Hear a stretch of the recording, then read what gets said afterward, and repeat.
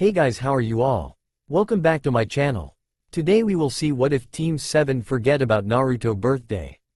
Last part, if you enjoy it then please like, share and do comments.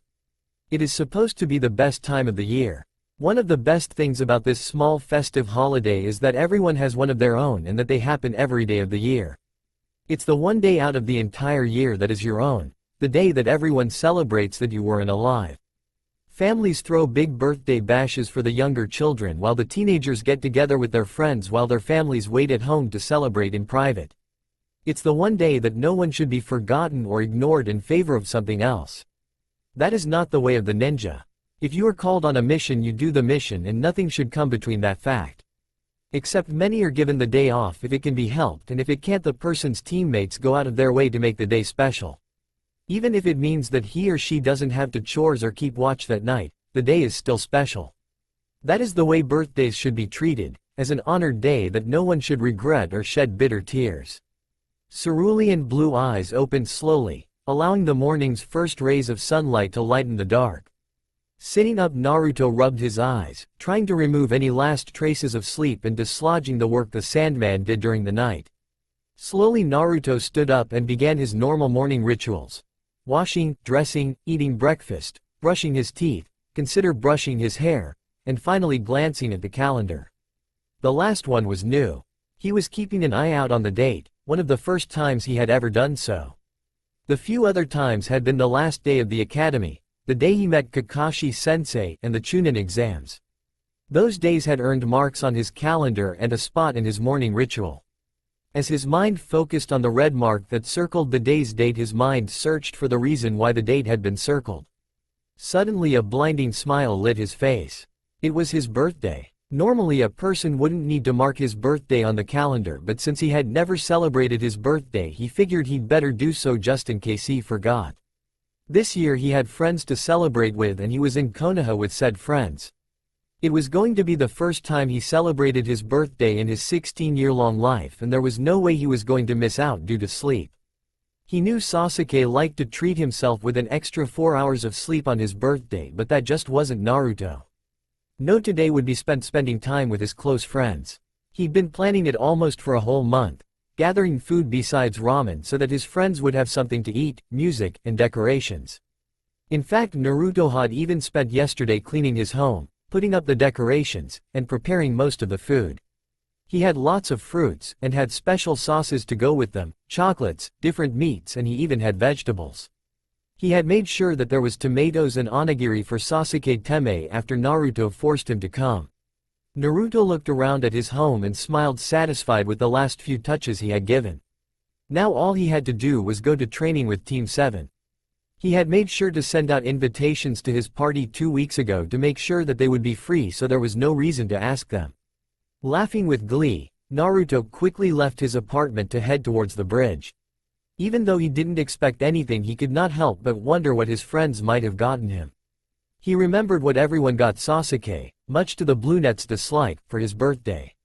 It had made him excited for his birthday. He wouldn't mind if Sakura bought him a book, or if Lee got him a jumpsuit, or even flowers from Ino. The items were just a symbol of the feelings his friends had for him. Naruto surprisingly got to the bridge before any of the other Team 7 members arrived and had to wait until each member showed up at their own pace. Naturally, the first person there was the antisocial Sasuke, who looked like he wanted to kill the next person who talked to him. So as the law of nature dictated, Naruto gathered up as much air as he could before shouting his cheerful greetings, giving Lee a run for his money. Teme, good morning. Obsidian eyes locked onto Naruto's form before sharpening into the eat crap and die glare which the blonde was immune to. When Naruto's smile didn't fade, he looked away. Naruto watched as Sasuke leaned against the bridge's rails and waited for at least a happy birthday, but when nothing came forth he shrugged it off. After all, Sasuke Teme was just what his nickname called him, a Teme. Naruto snickered. Sasuke would probably fall apart if he greeted Naruto even a little cheerfully, not to mention it was 9 o'clock in the morning, too early for Uchiha time. It was about this time that Sakura showed up, dressed in her typical best, her eyes locked onto Sasuke. Sasuke-kun, good morning. She ran right up next to Sasuke, a blush on her face and hearts in her eyes. Sickening really now that Naruto had grown a little, but the pink-haired girl was still his friend and a much cared-for teammate.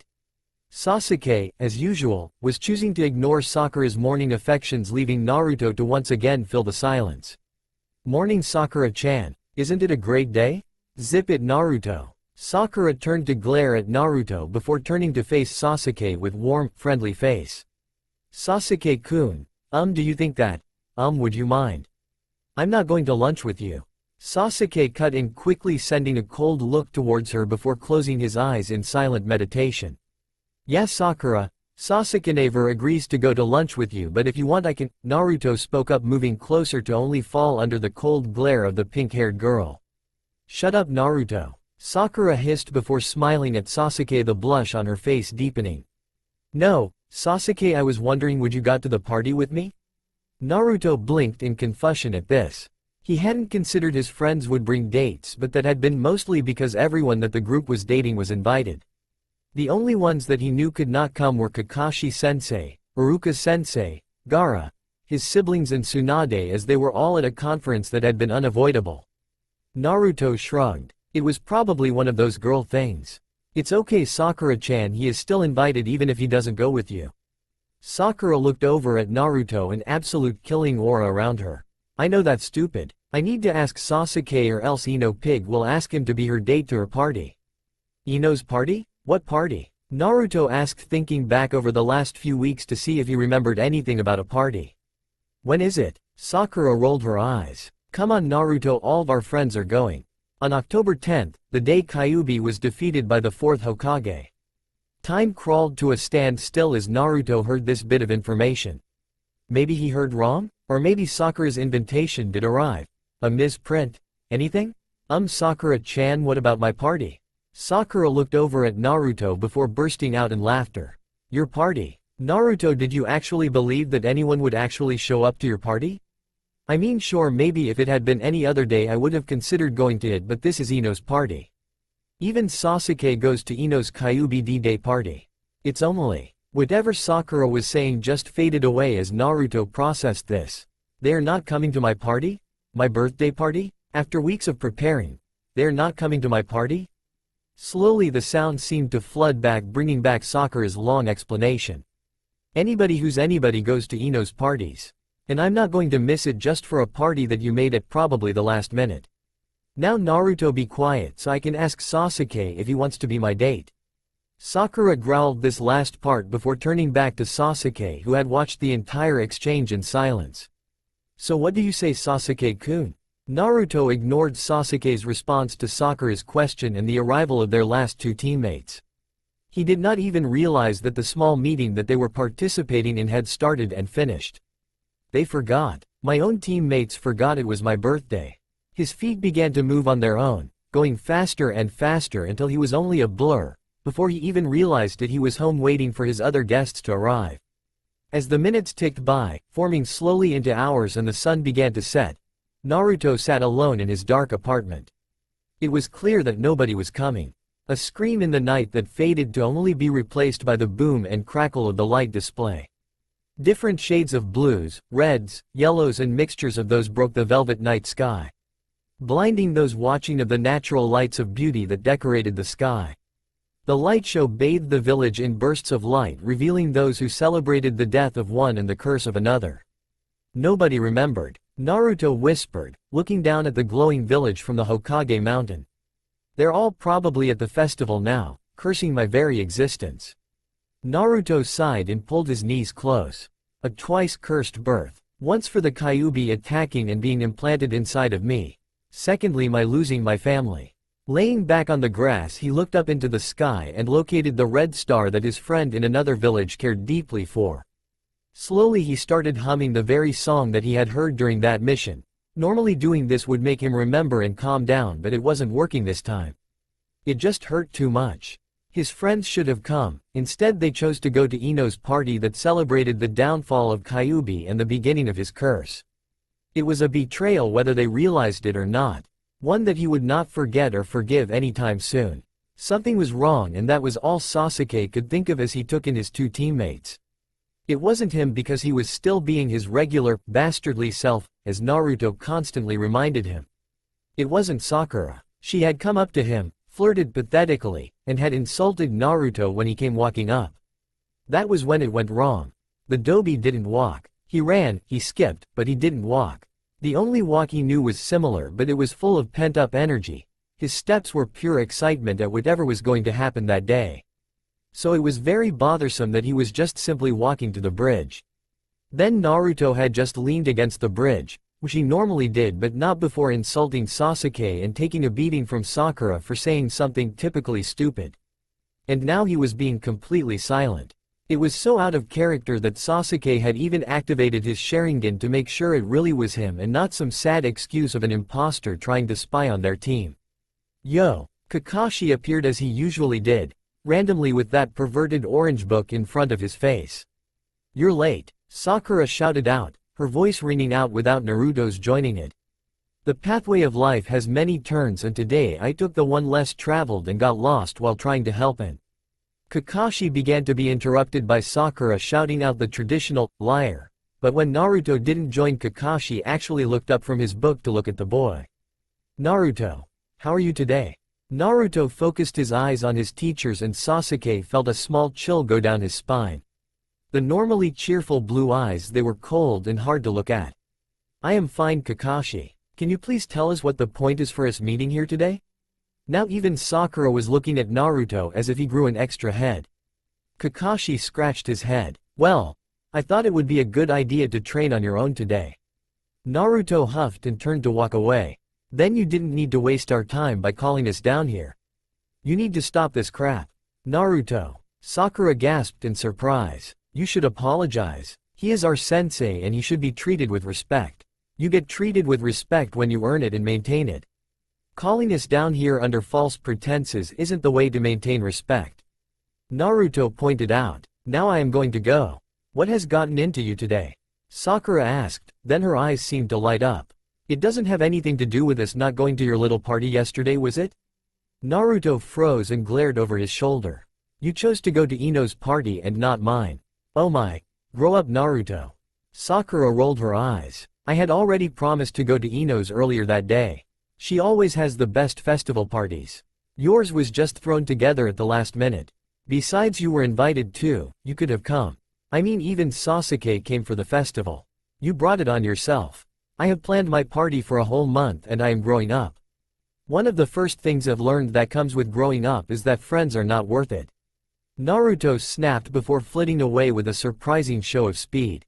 "Naruto!" Sakura shouted out, and seeing that he wasn't coming back, she turned around and looked at the two males left on her team. Both of them were just staring in surprise. "I don't know what has gotten into him."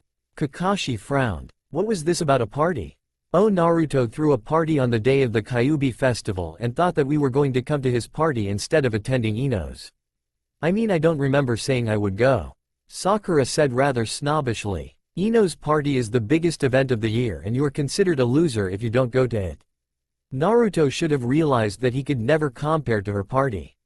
"You didn't go to Naruto's party?" Kakashi said almost with a tone of surprise. This caught Sasuke's attention alone, but naturally Sakura didn't notice. "Of course not," she said, crossing her arms. "I'm not a loser, besides Sasuke-kun was there and I couldn't leave him at Ino's mercy." "Tell me you got him something," Kakashi continued. Now Sakura even frowned. "Of course not, why would I? He didn't deserve anything. You don't realize what you have done, do you?" Kakashi closed his book and put it away. "I should have realized, but I thought you guys would have gone to his party at least. This isn't good." "Kakashi, what is wrong?" Sasuke spoke up for the first time, startling their sensei out of his spell. "We didn't really know Naruto for the first 11 years of his life, and for the last 4 he has either been out training, on a mission, or out chasing down Sasuke. This year was the first year he has been in Konoha and all of you were here. I was out of the village with Tsunade, Jiraiya, Iruka and a few other Junin for a meeting with the daimyo, so he could not attend." Kakashi started before Sasuke pointed out he was rambling. "Oh right, what I'm trying to say is that yesterday was Naruto's birthday. The sun had slowly risen in the east. Its warm rays reaching out over the emerald green forest that surrounded Konoha, waking the inhabitants that lived within the branches. The birds began to sing and the squirrels began their cute chirps as they set out to search for food. The air was crisp and the ground moist from the fresh morning dew. The village of Konoha began to awaken. A few villagers were already awake, preparing for another busy day. It was another beautiful morning in the village and Sasuke hated every second of it. Honestly, how did the sun have the audacity to rise without consulting him? The night before Sasuke had done something foolish, almost Naruto-worthy really, and had actually gone to Ino's party. Ino and Sakura had spent most of the night fighting over him and the rest of the night trying to crawl right under his skin. Sasuke had not been able to leave until 1 o'clock in the morning thanks to his 2 fangirls, and those he met along the way did not help the situation. When he had crawled into bed that morning, he had turned off his alarm and settled for what promised to be a day of sleeping late. In other words, the perfect day, but no. Not only had the sun awoken him, Sasuke had gotten a message from Kakashi that they were to meet at their usual spot in about an hour. To sum it up, today was not going to be a good day. The last Uchiha glanced back at his warm bed fondly before heading out to fulfill his morning ritual of shower, breakfast and brooding on his way to the meeting. Sasuke, naturally, was the first to arrive, enjoying the solitude before the pink-haired menace came. This was the time he got to think and prepare himself for the day to come. In other words, prepare for the hurricane known as Naruto Uzumaki. Honestly, how the blonde could be so loud and happy first thing in the morning, Sasuke would never know. It was just something that Naruto did that annoyed the raven-haired boy, nor was it the only thing. Lately almost everything annoyed Sasuke when it came to the blonde. Speaking of which, why was the Dobi walking? Slowly the day's events began to unfold and Sasuke's already bad day became wretched in a matter of moments. How are we supposed to know it was his birthday? Sakura stated, drawing Sasuke's attention for a moment. I cannot be expected to remember every important date of the year. When's Sasuke's birthday? Kakashi asked. Oh, it's 3:33 on July 23rd. Sakura squealed and looked over at Sasuke, hoping that he would praise her. When none was given, she faced her masked sensei again. See, it means something to you to remember Sasuke's number and not Naruto's. I'm disappointed, really. Not surprised but disappointed. Kakashi pocketed his book with a sigh. Well, I'm off. I have a dolphin whom I have to talk to. With that, the silver-headed copy ninja transported away with a cloud of smoke. Really, I don't see what is so wrong. I mean, it's not like he won't have another next year. Kakashi-sensei is just over-exaggerating. Don't you think so, Sasuke-kun? Sakura turned around and found that Sasuke had already left. Sasuke-kun? Sakura turned around before rushing off towards the Uchiha grounds, unaware that the one she sought was standing right above her. As the pink cat rushed off in search of her precious Sasuke-kun, he turned and headed in the opposite direction. Now to find the Dobi. Tsunade looked at the blonde boy that she considered a little brother with a look that can only be described as one of shock. Who would have thought Naruto would be the one here asking for a solo mission?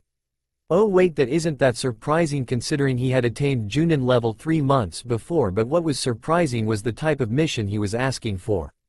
What? Shizune shouted and Tsunade gave her a silent thank you. At the moment she didn't know if she could talk, not to mention ask a question. Naruto didn't even look away from Tsunade, nor did he blink. It's quite simple, Hokage-sama. I want to leave Konoha. You want to leave Konoha? And do what, Gaki? Tsunade shouted, slamming her hands onto her desk.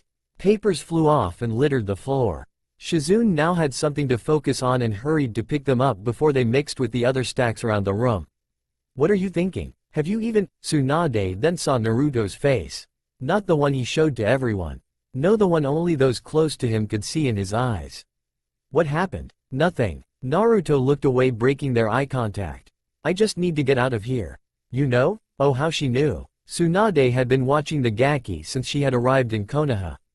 So she knew a great deal about what was happening in her adoptive little brother's life.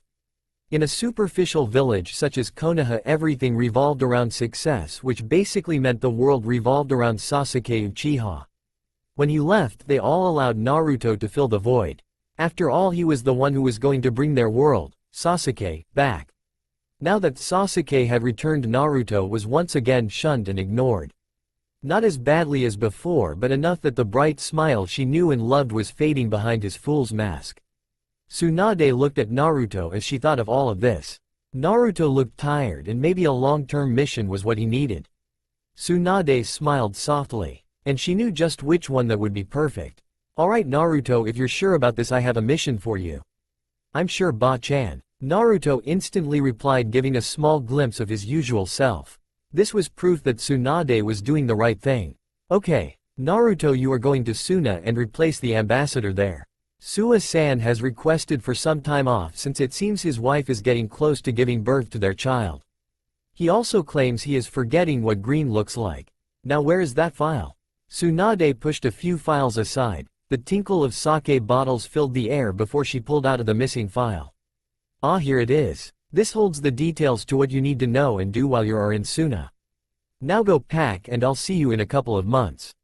Bye Ba-chan and thanks. Naruto smiled and left to his small apartment. Are you sure this is a wise decision, Lady Tsunade? Wasn't Shikamaru the one that was going to be assigned to this mission? Shizune asked as placed the loose papers back on the desk. Tsunade sighed and laid back in her chair. If anything, I think this is a better idea, Shizune. It fulfills two requirements. Not only did Naruto get out of this village, but Gaara has been requesting to visit him. Shizune smiled. That is a rather good idea, Lady Tsunade, but with this Shizune fixed Tsunade with a scary stern look. Don't think I didn't hear those bottles behind there. You've been drinking again instead of working again. So you're sending him on a mission? A rather familiar voice called out, stopping the small lecture that was about to begin, much to Tsunade's relief. Kakashi. Tsunade grated the silver-headed ninja. Yo. He smiled and lowered the familiar orange book to face her. What have I told you about using the window as an entrance? Tsunade asked, glaring. If the security here was better, then I wouldn't have to enter the window. But since the security is not up to par, I have to enter through the window to talk to you. That makes no sense. Anyway, what is your reason for coming here, and it had better be a good one? Tsunade said, cracking her knuckles. Hey. Kakashi felt a sweat drop roll down his spine. Honestly, what is it with all the women in Konoha? Did they all get together and practice threatening the human male? Actually, I came to talk about our number one knuckle-headed ninja of unpredictability, one Naruto Uzumaki. Do you know why he requested to leave Konoha? Tsunade asked, spinning her chair to face the ninja fully. Kakashi sighed. It seems that no one attended Naruto's birthday, nor did any actually remember it. He's rather upset about it. He even insulted me, saying that I had to earn respect and maintain it. Isn't that the truth? Shizune muttered, to only fall under Kakashi's questioning look. Oh, nothing. Kakashi looked back at Tsunade. To make matters worse, they went to Ino's party instead. Even Sasuke attended, though I don't know why he did, with Sakura and Ino-chan there. Those little... A knock on the door interrupted Tsunade mid-rant to allow an unsuspecting Uchiha enter the room. When her eyes focused on the raven-haired boy, Tsunade saw red. Knocking her desk over, she ran over and punched the wall next to Sasuke's head. Well, look who it is. We were just talking about you, Uchiha. Lady Tsunade. Shizune called out as all the papers, files and scrolls scattered across the room. Pens and seals were hidden under the flurry of white as the desk fell flipped on its surface. Kakashi almost fell out the window, holding onto the edge, thinking that he was glad he was not Sasuke right now. Hokage-sama, Sasuke asked. It was taking all of his will not to turn around and run out that door. While he had the confidence he could defeat the old woman, he could tell this was not your average hatred. Oh no. This was a rage caused by something else entirely, and it would be best to assume it would result in a strength spike. Uchiha, could you please explain why you spent October 10th, your teammate's birthday, with fangirls who you say you hate? Celebrating the day your best friend lost his parents and had the Kyuubi sealed inside of him. How you did not get him anything for that day? Please explain. Tsunade growled. She would not kill the Uchiha. After all, that would just be undoing all the hard work it took for the Gaki to get the idiot back. No, she would wait to hear his answer before she knocked him around. Broken bones can be mended. I actually came to find Naruto. I want to talk to him about it first. Sasuke stated calmly. Tsunade searched his face before smirking and moving back. Laughing, she righted her desk and chair. Sitting calmly, she entwined her fingers. Well, you're a little late, Uchiha. You missed the Gaki. Your conversation is just going to have to wait until he gets back. Now this caught Sasuke's attention. Gets back? Oh, now this was going to be fun. Yes, gets back. That is what I said. Naruto has been assigned to a solo mission. Rather high ranking, but unfortunately that's all I can tell you about it. Hopefully he will make it back here in one piece. Now Uchihas never show emotion in public. It was something that they just didn't do, especially Sasuke, but if you looked closely you could see a slight change in the width of his eyes.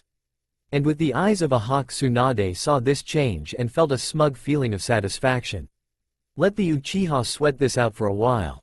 You let the Dobi go on a mission alone. He's a Junin, it's expected he go on missions, even the ones that are dangerous.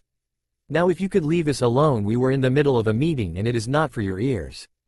Tsunade looked over at Shizune, who walked over and shut the door behind the Uchiha as he walked slowly out the door. You are an evil person, Lady Tsunade. Kakashi spoke. His book was once again open and his nose nearly touching the pages. If she didn't know any better, Tsunade would think he needed glasses. You know Naruto is almost safer in Suna than here. Tsunade smirked. Oh, I know. He just needs to learn a lesson from this. Maybe lose some of that arrogance of his. Like I said, evil. Kakashi said as he slipped away. A certain dolphin would probably like to know about this development. In a world full of uncertainties, it sometimes is a single moment that alters the flow of fate. Stupid Dobi, accepting suicide missions alone. Sasuke muttered to himself as he rushed to his teammate's apartment. What in the world is he thinking? Reaching the small apartment, he pushed open the unlocked window and jumped in.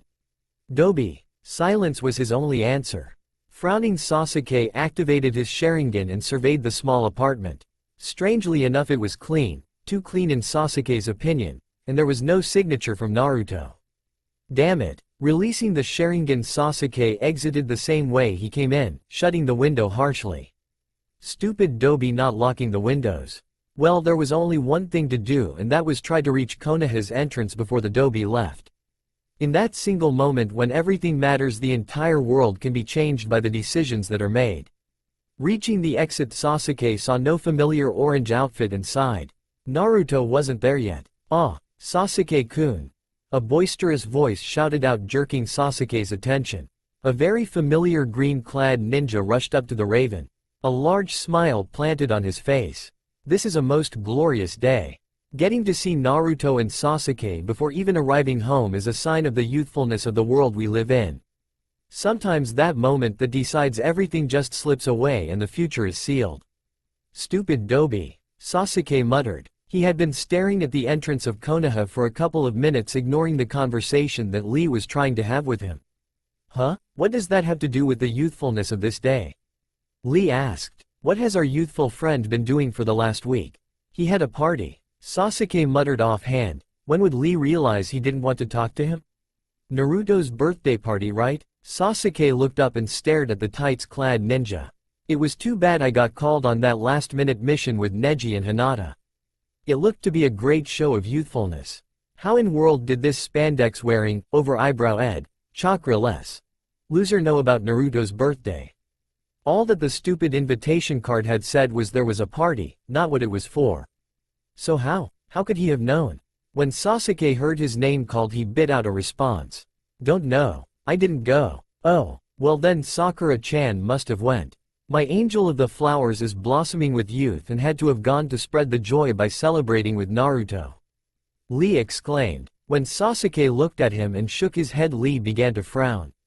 Kiba? Choji? Shikamaru? As each name was called and a simple shake of the head, no, Lee's frown got deeper. Didn't anybody go? I would have thought you would have at least gone, Sasuke-kun. Don't you get it? No one went. Sasuke snapped. Honestly, with the way people were carrying on, it was his fault that Naruto's birthday party was a failure. All the adults that would have remembered were gone. Ino threw a Kyuubi party and everyone went. Even you? Lee asked. Yes. Sasuke threw his hands up in the air. Poor Naruto. Lee looked back up at Sasuke with an almost pleading face. You at least got him a gift, right? Sasuke didn't even give that a response. Instead, he turned around, leaving a confused and somewhat disappointed Lee. Don't you have to report in? Ah, Lee shouted. I forgot. In this conversation of unyouthfulness, I neglected my duties. I'll talk to you later, Sasuke. What was it with the Dobi and making the most obnoxious friends possible? Sasuke sighed, heading back to the Uchiha compound. So what am I going to do now? It was a normal occurrence that when Team 7 had downtime, he and Naruto would be off training, fighting, eating ramen, or a combination of the three. Sasuke during this time would pray that he would have some quiet time away from the blonde idiot. Now he just wanted the eyesore back. He hasn't even been gone 30 minutes yet. Sasuke muttered to himself. I'll just have to keep myself busy. This is the perfect time to learn practice that new jutsu I read about. I just need to practice it out on. Sasuke stopped and considered what he was saying. The jutsu was a strong one and one that he had modified to work especially against Naruto. He couldn't practice a jutsu for Naruto if said dobi wasn't there to practice with. Shit. Sasuke entered the compound and looked around. When had his life become so centered around Naruto that a little time away from him affected his whole life? Sasuke sighed. I guess I can fix up the compound. I don't understand what the big deal is. It was just a stupid last-minute party. Sakura picked up her drink and took a sip from the straw. Naruto really should get over it. Ino frowned at her friend. Sakura, it was his birthday and it was clear he had planned it for months in advance. You should have gone. Sakura looked over at her blonde friend. If you really could call them friends. All right, so they hung out together and told each other their problems when it didn't have anything to do with Sasuke-kun. It was more like Sakura was using Ino so that she wouldn't be such a loser. What about you? You knew about his party and still had your own. My situation is different from yours, Sakura. You're his teammate and that is put above your popularity standing. I have been planning my party for about 6 months and my parents wouldn't let me cancel at the last minute. I tried to have everything changed around but nothing could be changed. I still got him a present though it won't go into effect until today. 2 whole months of all-you-can-eat ramen at Ichiraku's. Ino exclaimed happily at this. It had taken her about 5 missions to cover the cost but it had been worth it. She had gone to Naruto's apartment to ask him to Ichiraku's when she had found out that Naruto had a mission. You should have gone. You're just saying that because you wanted Sasuke all to yourself. Sakura snapped. Pushing her drink aside, she stood up. I'm not going to stay here and be told I was wrong for such a silly reason. Goodbye, Ino pig. You're going to have to wake up and face the reality. Ino shouted out to Sakura's backside. Sighing, Ino turned back to her own drink and barely looked up when a familiar presence sat down next to her. You heard? As troublesome as it was, yes. Shikamaru sighed. She's just going to have to face the reality that Naruto-kun means more to Sasuke-kun than she does. Ino commented. Sakura's just making matters worse by making Naruto-kun out to be nothing worth caring over. One thing is for certain, this is going to become very ugly. Shikamaru turned to face the blonde. I guess I had better go back to the office and inform Lady Tsunade what papers and missions I accepted during my replacement duties. Why she chose you to be the stand-in Hokage I will never understand. Ino laughed. Naruto-kun will never let her get away with this. After all, it is his dream to become Hokage. It's all very troublesome. Shikamaru waved and walked out of the small drink stall, his mind full of the information he had picked up from the earlier conversation. From what he understood, Sakura and Sasuke had not known about Naruto's birthday. On Sasuke's part, it was a little understandable since he had been a missing nin up until last year to only be put under house arrest with no outside contact. His mail was still being searched and he had Anbu that practically had their own room at the Uchiha compound. He was watched so closely. Sakura on the other hand had no excuse, and Shikamaru had a feeling she was going to have that pointed out to her on a silver platter later on today when she went to Lady Tsunade for medical training. Sakura entered the medical training facility located near the hospital trying to fix her hair. Stupid Ino pig had made her slightly late, which had made her run, causing her hair to mess up. I'm sorry I'm late, Lady Tsunade, but Ino wanted to meet with me before her shift started at the flower shop. Sakura, what is the basics of being a good medical ninja? Tsunade asked calmly. Being able to help those that are injured while not getting in the way or injured in the process. Sakura quickly recited. What was Tsunade getting at? This was something you would ask a beginning medical ninja student, not her. She had already progressed beyond the beginner level, unlike Ino pig. This question was one of her level. Yes, that is the standard answer, but a truly good medical ninja pays attention to everything around her and her patient. Whether in the field or in the safety of the hospital, a medical ninja must know everything about the situation, including information about her patient. Tsunade turned and pinned Sakura with a look. Sakura stiffened. She knew that look and it never meant anything good. What is this about, Lady Tsunade? I just thought that since I had been away for such a long time, you may not have gotten the amount of training in as you should have. So, you will be going to the nursing home, helping those there with all their complaints, and I do mean all of their complaints. Tsunade said, turning to walk back up the stairs that lead to the Hokage office. After you are done with that, you will need to go to the academy and help in the nurse's office, then go and gather the ingredients for some medicines that are starting to become low. After that, you are going to have to sterilize all the equipment in the hospital and restock their stores. You will also have to help the nurses and doctors with anything that they deem necessary. Finally, after all of this, please come back and we will have some taijutsu training afterwards. Tsunade reached the doorway to the stairs before turning back to face the shocked, pink-haired Kunoichi. Oh, and Sakura? Maybe next time you will consider things before hurting the Hokage's little brother? Laughing, the Hokage walked up the stairs. Oh, this was going to be the best and worst month ever. Best for her and the worst for certain pink and raven-haired ninjas. While she was at it, she should consider what to do with all the others that did not attend her brother's birthday party. Once the laughter faded from Sakura's ears, she screamed and stomped her foot on the ground. How dare she, using her Hokage powers like that to punish Sakura like she was some badly behaving child. Naruto is always ruining everything. Oh, the next time that I see him I'm going to cause him so much pain. That stupid idiot. A warm dry wind danced amongst the simple buildings of the village before breaking away into the sky. A stray breeze curled around a rooftop, making blonde bangs sway to its rhythm. The blue eyes that were below those blonde bangs were gazing in the distance with a peaceful look in them. Yet if you looked deep within them, you could barely see a sadness hidden there. Naruto. A deep voice steadily called, gathering his attention. Placing a soft smile on his face, Naruto turned around to face his company. Gaara, sorry, I just had to get out of there. It was just too stuffy. I would understand, that is, if that was the real reason. Gaara walked up to the blonde.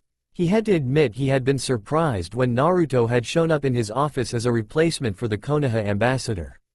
The sad look in Naruto's face had been enough for Gaara to guess something had happened in Konoha that hurt his blonde friend. Gaara had a feeling it had something to do with the Uchiha and had waited for Naruto to confess on his own. That had happened about 2 weeks ago and Naruto had yet to say anything about it.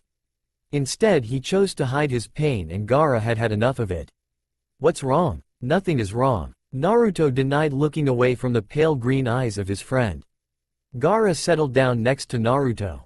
I heard from my siblings that friends and family are determined through what they share.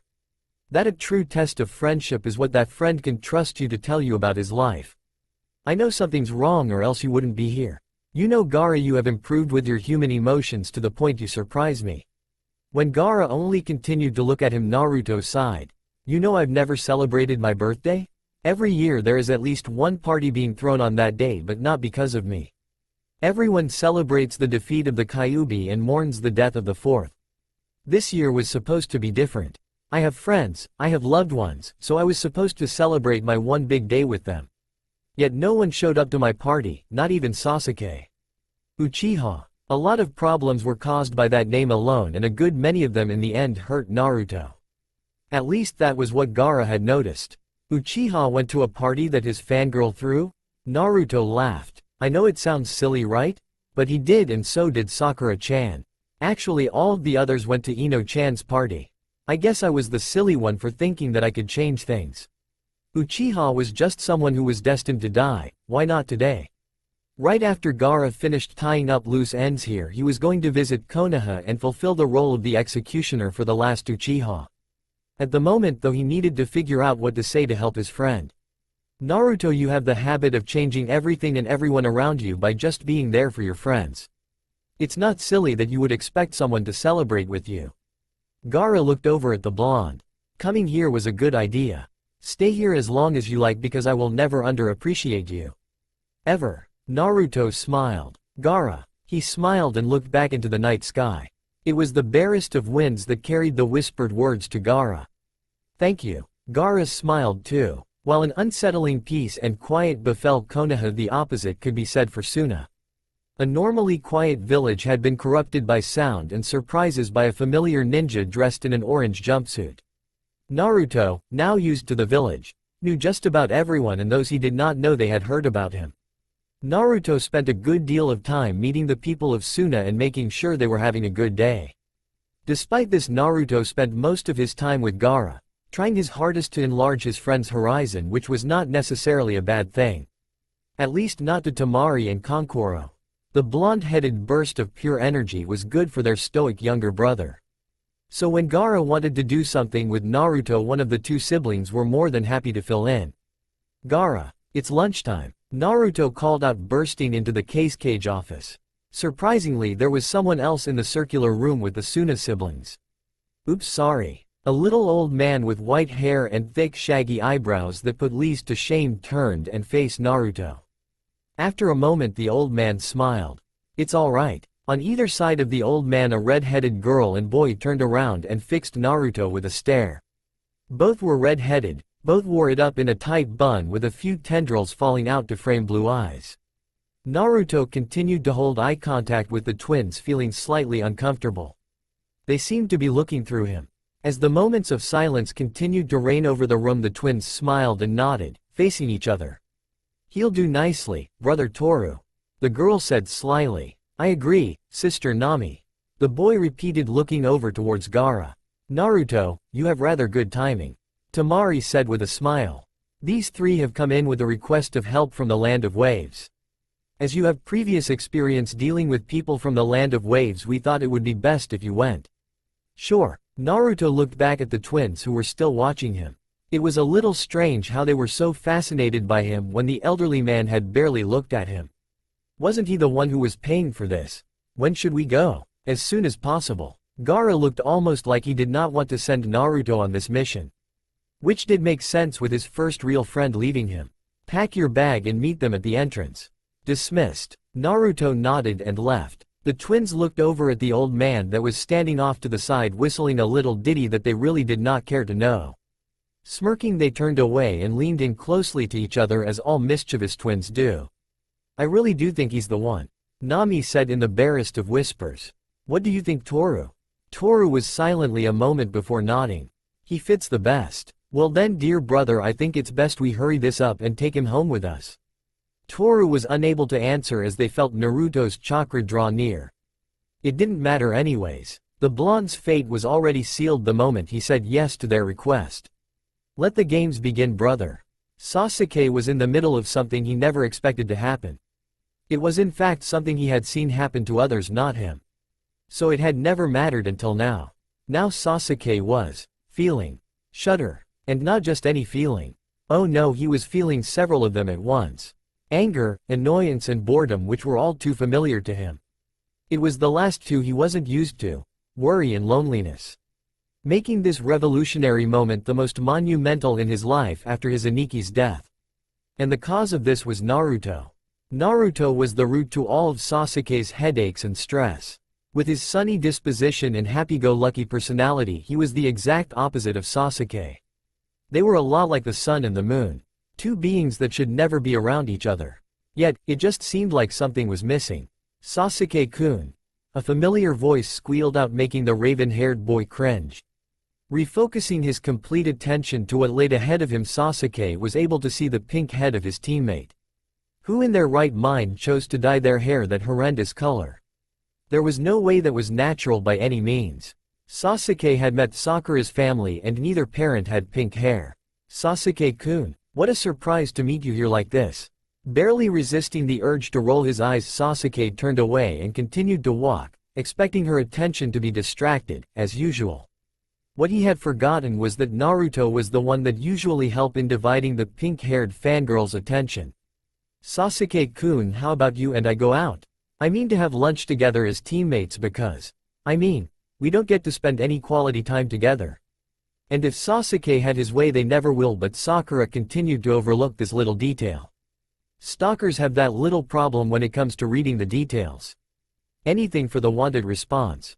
It would be so good to have time together without that Naruto annoying us. Naruto is just so annoying. All he does is talk about how he is going to become the next Hokage, but he just doesn't have what it takes. Unlike you, Sasuke-kun, you could become Hokage and I would be the head doctor. We would be perfectly matched in every way. Right, Sasuke-kun? Did all girls talk like this, or was Sakura something special? Sasuke could have sworn Hinata was somewhat sane, but the girl stuttered and had a crush on Naruto. Of course there was 10-10, but the girl was practically useless and she was a little too obsessed with Neji for Sasuke's comfort. Temari was just one block away from the loony bin herself. The more Sasuke thought about it, the more obvious it became that Konoha's female genetic pool was rather shallow and heavily infected with stupid. No wonder Kakashi and Iruka had started dating each other. Not to mention Neji and Gaara, who seemed to be slowly making their way to an understanding relationship. Batting for the same team seemed to be the safest route for the last Uchiha, but that was the problem.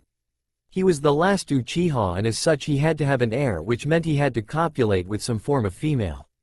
With this stray thought, Sasuke imagined Naruto with his Y ninjutsu and had to snap himself out of that line of thought. Which brought him back to the point that Naruto caused a lot of his problems. Everything was Naruto's fault, including the fact that Sakura had yet to get the hint that Sasuke was not going to join her for lunch or any other mealtime. Nor was he going to try and become the next Hokage. That was Naruto's dream, and while Sasuke might be an ass, yes, he could see that in himself. Even he thought it was a little low to trample on his friend's dreams. Because let's face it, between the two of them, who would win in a popularity contest? Even after his going rogue, many still carried a torch for the Uchiha. Speaking of which, had Sakura stopped talking a few seconds ago? Sasuke glanced over at the expectant glance of Sakura's. I said, Sasuke-kun, that it was pathetic of Naruto to think that you and I would have time to even consider going to his party. I mean, we are two of the most popular people of our generation. And with the Kyuubi, Naruto should be thankful we even allow him to still be a part of this team. I mean, he is a menace. So how could he become Hokage? It is just such a pathetic attempt to make himself closer to you, Sasuke-kun. Sasuke felt those familiar feelings rise up inside of him. His anger was about to make another appearance today. Sakura, stop. Being an order from her precious love, Sakura did just that and looked at him with adoring eyes. Oh, how those cute, big green eyes made him want to vomit whenever he looked into them. Geez, Gaara's eyes were a better color than hers. Yes, Sasuke-kun? Moving closer to the raven, Sakura smiled, batting her eyes. What gives you the right to say anything about Naruto? Sasuke growled out. Sakura's smile faded a little bit as confusion flitted across her face.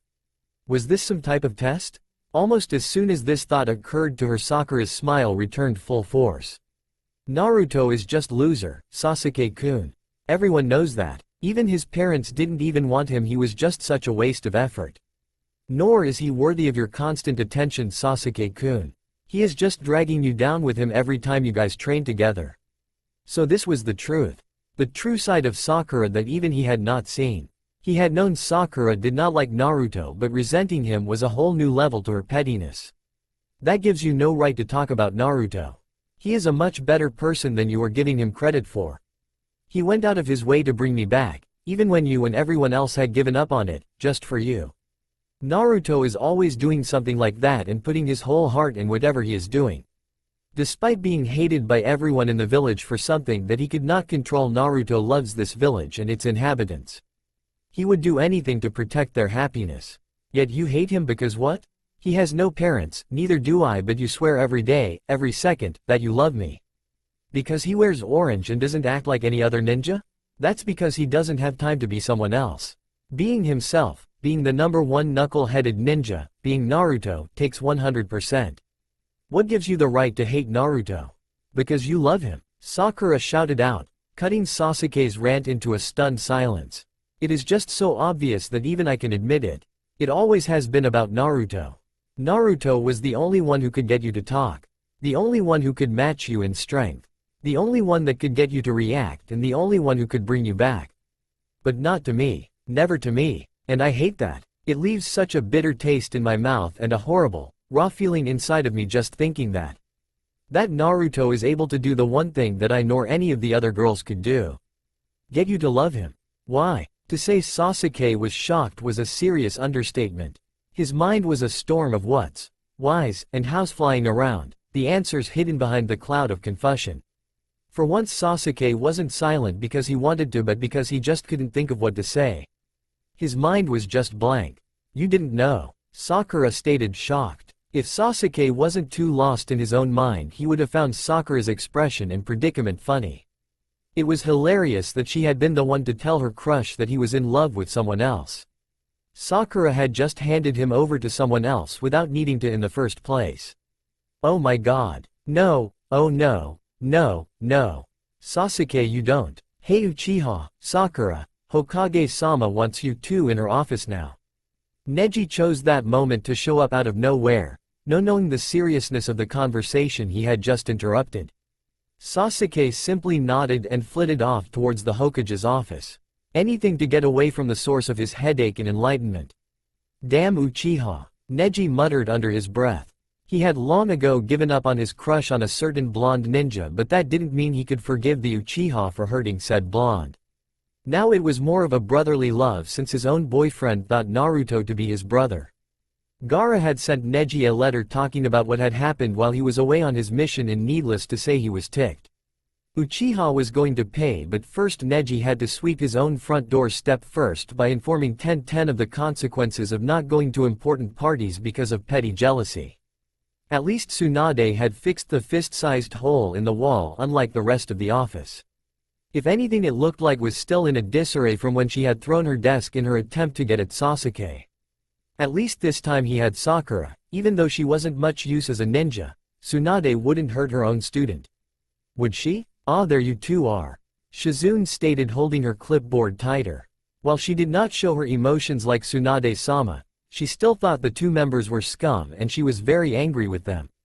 Tsunade didn't even look up from her hands as the two walked up beside Kakashi, who was standing there silently.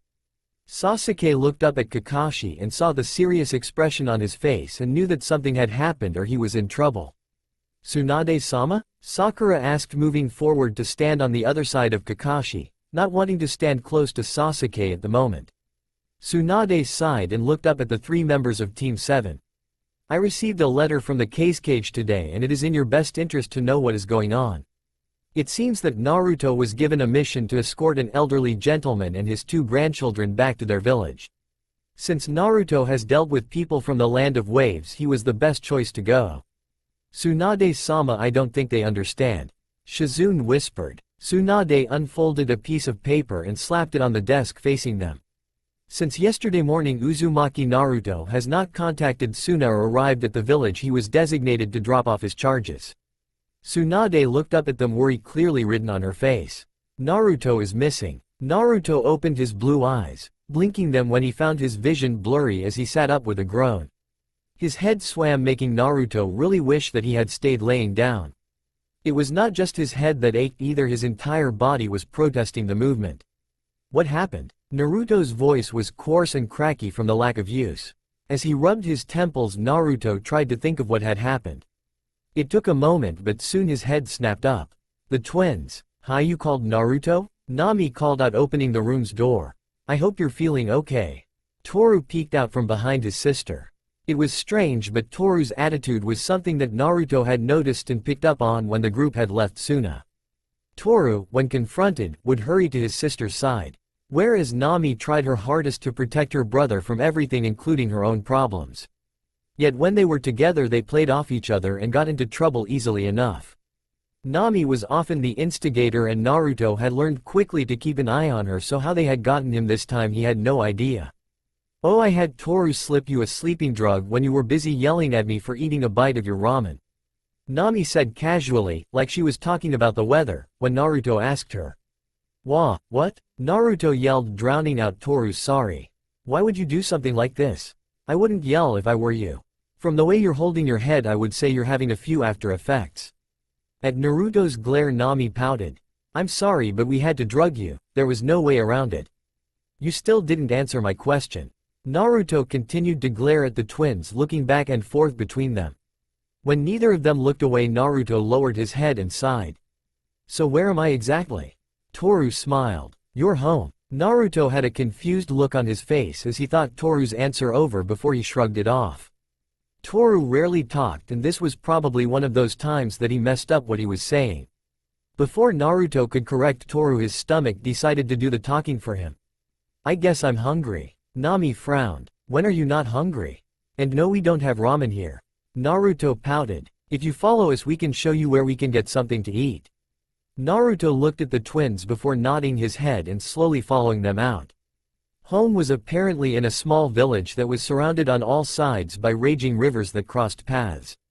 One that was so swift and rapid that the entire island was surrounded by whirlpools of different sizes. Crossing to get the village was impossible by boat, and there was no bridge, nor was there a possibility that a ninja could walk on water to get there, so Naruto was at a crossroad on how the twins got him here. It seemed Naruto would be staying here for a while. Which wasn't a bad thing considering that many of the villagers were friendly, more than he could say for his own village, and went out of their way to meet him. Alright, so Naruto had a sign on his head saying he wasn't from here, considering the village was small enough that everyone had met, but it was a different experience. So when Nami and Toru had been called away, he had been allowed to explore the village. Really, what could he do to escape? Leave me alone, dirtbag. A sharp voice captured Naruto's attention from the ninja scroll he was considering on purchasing to a long-haired female and short-haired muscle man a short distance away. The girl jerked her arm away and swung at the man with the other to only have that arm grabbed instead. Why do you insist on bothering me every time I go to the market? It's the only time I see you. The man looked rather smug about this fact. Grabbing onto the girl's face, he pulled her face closer to his own. And what a pretty face it is. Oi, do you know the best thing about a hero is? Naruto asked, walking almost casually up to the arguing pair as it became clear the fight was going to get rather dirty. Sizing the man up, Naruto sent his fist crashing into his face with enough strength to introduce his butt to the ground. It's their ability to show up when they're needed. Now if you know what's good for you, I would leave. The man sent a glare at Naruto before scrambling up and running off. Naruto laughed and looked back at the girl with a smile. I guess he won't be bothering you for a while. The girl was rather pretty, and it was understandable that the man had no clue about word no when it came to her. Long green-black hair and large emerald green eyes that seemed to pull your soul in. She was tall and on the thin side with a small chest and shapely hips. She was rubbing her arms as she measured up Naruto before giving him her name. I am Kurabayaka, 1, Yoichi, the very seductive first son. Uzumaki Naruto. Naruto stated with a smile. A few moments went by before his mind caught up with what was said. You're a guy? Then what was that guy trying to do? Yoichi chuckled. He's Daiben, too. An idiotic bigot that likes to bully those that are different and veer off his own way of how life should be. I hate him and he hates me, and together we have an animosity. He's also the reason why I try to not travel to the market unless I absolutely have to. I have my own garden and some chickens, so I have food. Except for rice, which I am out of and need to stock up on. Yoichi turned to walk away down the small walkway. I'll help you. Naruto started after Yoichi. So why does Daiben hate you? As I said before, I'm different. I'm gay and he likes girls, simple as that. Not that I would look twice at a guy like him. He is overly muscled, has no brain, and a rather flat personality, not to mention in the looks department as well. So I'm also insulting him by not liking him. That's reason enough. Yoichi shrugged. He's an ass. Strangely enough, Naruto didn't have the same response that most guys had in this type of situation. Most guys would recoil away from Yoichi, but Naruto just continued walking. You do know that means I like guys? So? Naruto glared at Yoichi with a confused look on his face. Does that mean anything special? You make it seem like it's a bad thing. Yoichi stared at Naruto. No one could be this clueless, could they? You do realize most people date those that are of the opposite? Naruto scratched the back of his head in concentration. Well, yeah, but I don't see the difference. Yoichi felt a sweat drop appear and make its way down his face. Haven't you gotten the talk yet? Plenty. Which one? Naruto exclaimed. Horror, thy name is Naruto. Oh my Kami. You mean no one has never? Never mind. Never mind. It is not my business to talk about these things. So let's just finish what I was trying to do and you can tell me about yourself. Naruto agreed to let the topic go, even though he really wanted to know what talk Yoichi was talking about. Naruto found himself liking his new friend, and Yoichi realized that while severely dense, wasn't completely stupid. As their conversation got deeper and they were on their way to Yoichi's home, the horrible twosome appeared. Oh, there you are, Naruto. Nami exclaimed with a smile before looking over at Yoichi. Yoichi, you're wanted by Cage. Now. Yoichi nodded. Alright, you two know where I live. Do you think you could drop my supplies there? Thanks. With that, the feminine, he walked off, leaving a rather worried Naruto behind. Honestly, these twins were nothing but trouble. Nothing good could come from being around them. So, did everything get taken care of? Naruto asked cautiously. Nami nodded her head while Toru continued on to explain. While we are not ninjas, the cage does like to ask favors of us. Like getting yoichi if we run into them. This is such a small village after all. Since we left the village for such a long time, we needed to check in so that the cage knows that we are alright. Nami smiled. So what do you think of the village? Naruto looked at the expecting faces and sighed. Well, considering I'm here against my will, I actually like it. A little small compared to Konoha, but still a nice village. Now do you two think you can tell me why you drugged me and brought me all the way here? As Nami opened her mouth to give Naruto an answer, another voice broke in and cut her off. Nami, Toru, are you two back? A woman walked around the corner as the twins stiffened up. That's good, I hope you two can help me? The woman's voice trailed off as she noticed Naruto and turned around to face her. Naruto? Naruto glanced over his shoulder to look at the woman that had caused the twins such pause and was shocked to see who was standing there. Someone he had never expected to see. Mother? Many would think that the desert of Suna could never be cold. A land of pure heat that would make the fiery pits of hell seem cool, but not to Uchiha Sasuke. No, not when he was staring into the mint green eyes of the cage, the adoptive brother of one missing Adobe. Gaara was not happy, and it seemed most of his anger was to be placed under Sasuke's care. It was currently a cold war between the two silent parties, but Sasuke knew it was only a matter of time. The question was, who would be the one to break the silence? Not Sasuke, that was for sure. Uchihas never back down, nor do they make a habit of losing. Gaara of the Sand was a formidable opponent though. Can you two stop this Macho He-Man bullshit? Temari snapped, looking between the two. Honestly, Naruto is missing and you two are too busy hating each other to care about finding the blondie. Leave it to a girl to break the silence. At least she had a point and had cut to the matter at hand. Temari was one of the few girls that Sasuke deemed worthy of his notice, especially compared to the other girls he knew. One of her major likable traits was how she didn't fawn over him like all the others. Secondly, Temari was basically one of the guys, not that he was stupid enough to tell her this. Unlike a certain Dobi who barely lived to see the next day when he said something like that to her face. The Dobi probably only lived because it was supposed to be a compliment, not an insult. Temari-san is correct. While it is a sign of one's youthfulness, it is not the time for such challenges. Maybe afterwards, when we have located Naruto-chan. Then I shall participate as well in this youthful display. Lee exclaimed, much to Sasuke's dislike. Sasuke would have refused Lee's help if he could have, but Tsunade had insisted. At least Sasuke had made sure Sakura or Rin hadn't come on the mission. They were both still obsessed with him, and while he couldn't stand them on any given day, Sasuke wasn't sure he could stay in Sakura's company without killing her. Still, Hinata had accompanied them and Sasuke wasn't sure what to feel about her being on the search. So troublesome, Shikamaru mumbled in that lazy drawl of his. Strangely, Sasuke found himself relating more to this lazy ninja compared to all the others. At least he didn't try to talk his ears off or make him go deaf from screeches of affection. Useless babble was what Naruto was for. Everyone else had no use as far as Sasuke was concerned. So where did Naruto's mission dictate he go? Neji asked, looking over to the two ninja siblings. Another person that Sasuke could barely stand.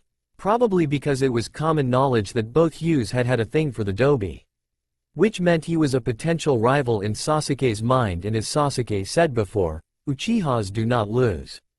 Fate or no fate. Into the land of waves. Gaara opened the scroll that contained the mission's details. It was a simple escort mission for an elderly gentleman and his two grandkids. The gentleman had gotten lost and the two children had never ventured from their village. They requested that they have someone escort them back to the land of waves so that there would be no question that they would make it home. I sent Naruto alone, as there was no level of danger, and they never made it. Naruto did not return or send a daily report. How stupid could Gaara be? Sasuke pondered this as he looked at the cage. While the Akatsuki had been defeated for a while now, there were still those who wanted to do Naruto harm. Besides that, Naruto could barely take care of himself. How was he going to take care of three others? Sasuke shivered as all the possible scenarios of what could go wrong ran through his mind. This was not a good situation to be in. Was this how Naruto felt when Sasuke just left? If so, maybe, just maybe, Sasuke should apologize. Not about leaving, no, that had been necessary, but about causing Naruto so much pain and worry. So does everyone understand the plan? Shikamaru's voice cut through Sasuke's worrying thoughts. At everyone's nod, including Sasuke, Shikamaru continued. Well then let's head out. With this the group left the cage office and hurried off in the direction that Naruto and company had headed off in. It was a simple plan really.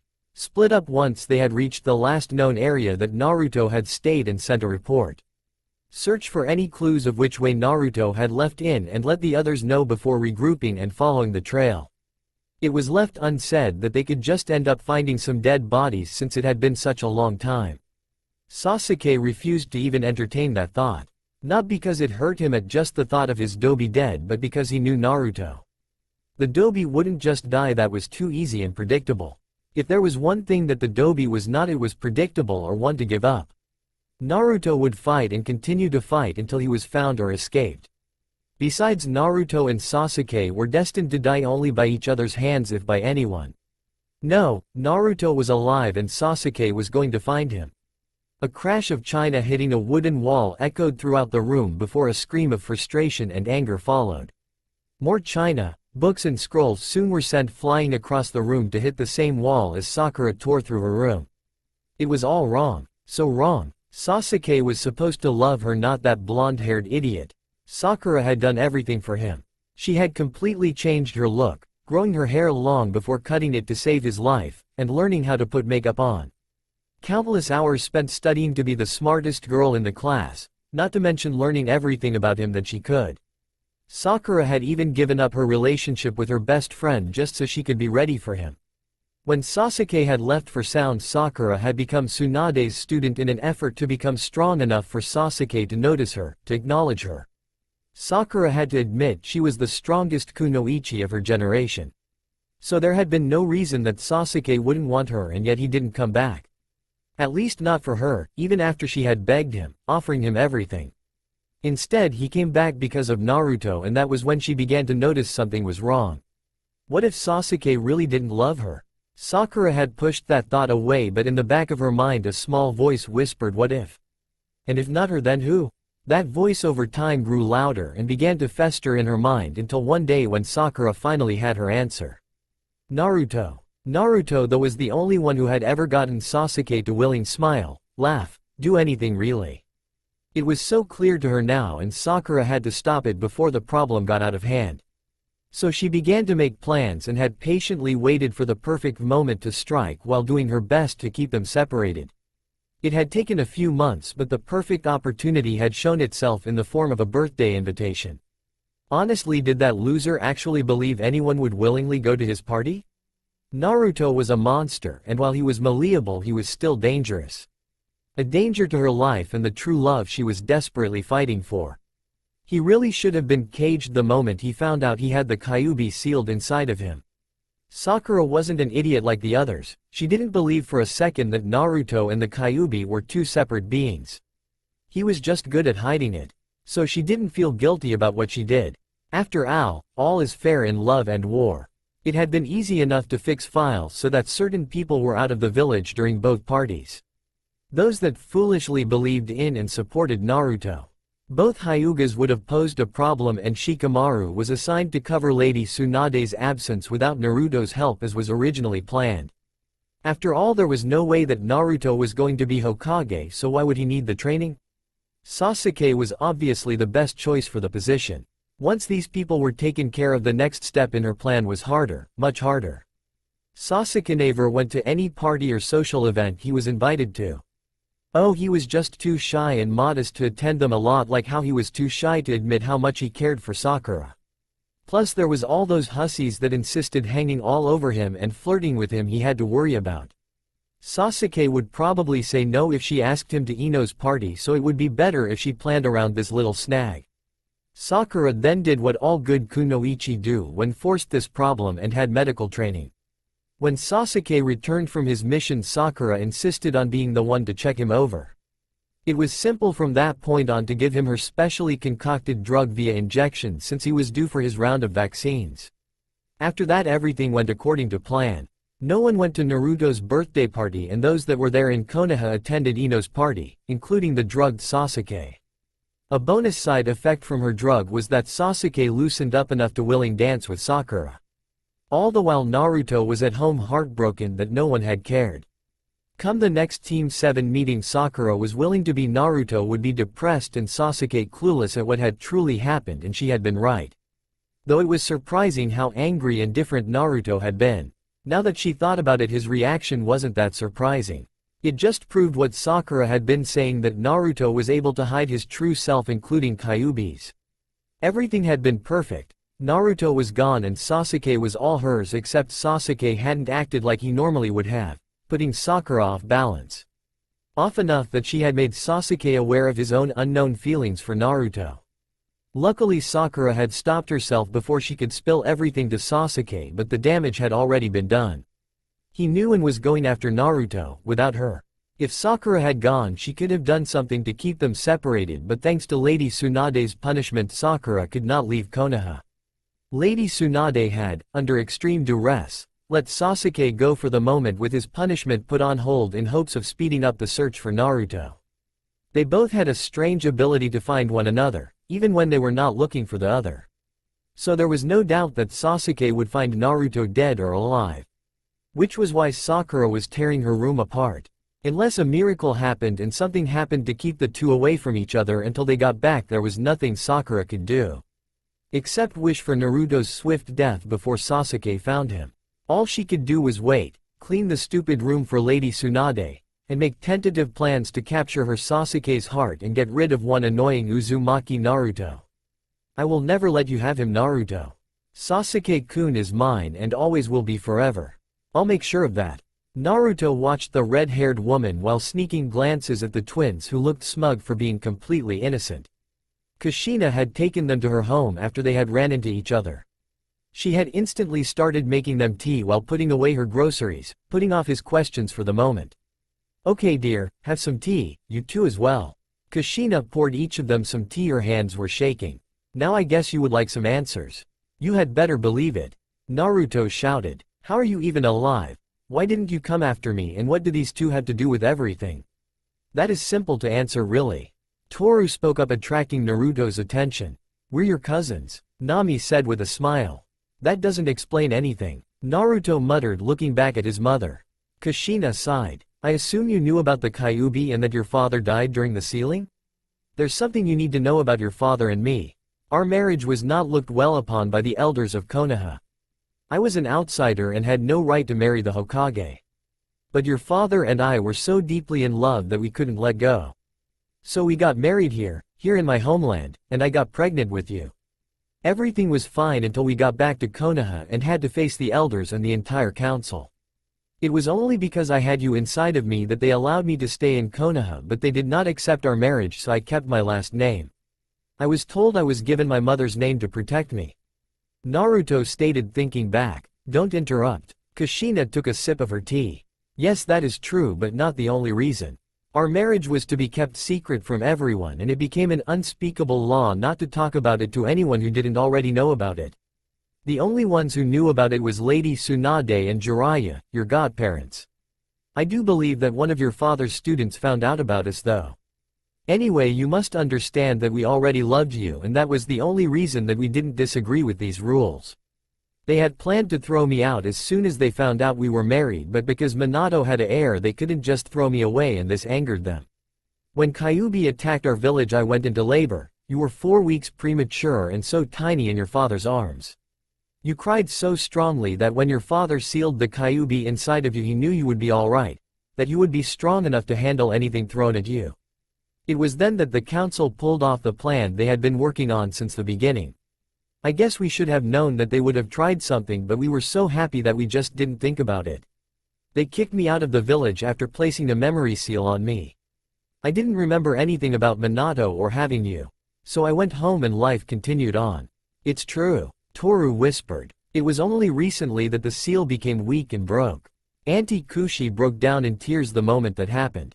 Crying for a week when she remembered the death of her true love, and it was only the memory that you were alive that got her to stop crying. Nami filled in as Kushina collected herself. I wouldn't have left if I had been in the right of mind, or I would have taken you with me. Kushina brushed away a stray tear.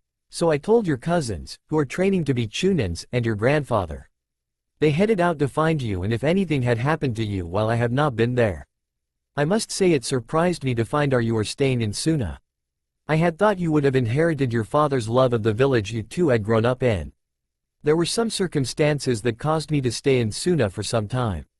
Naruto was quick to brush aside the questioning look his mother was giving him.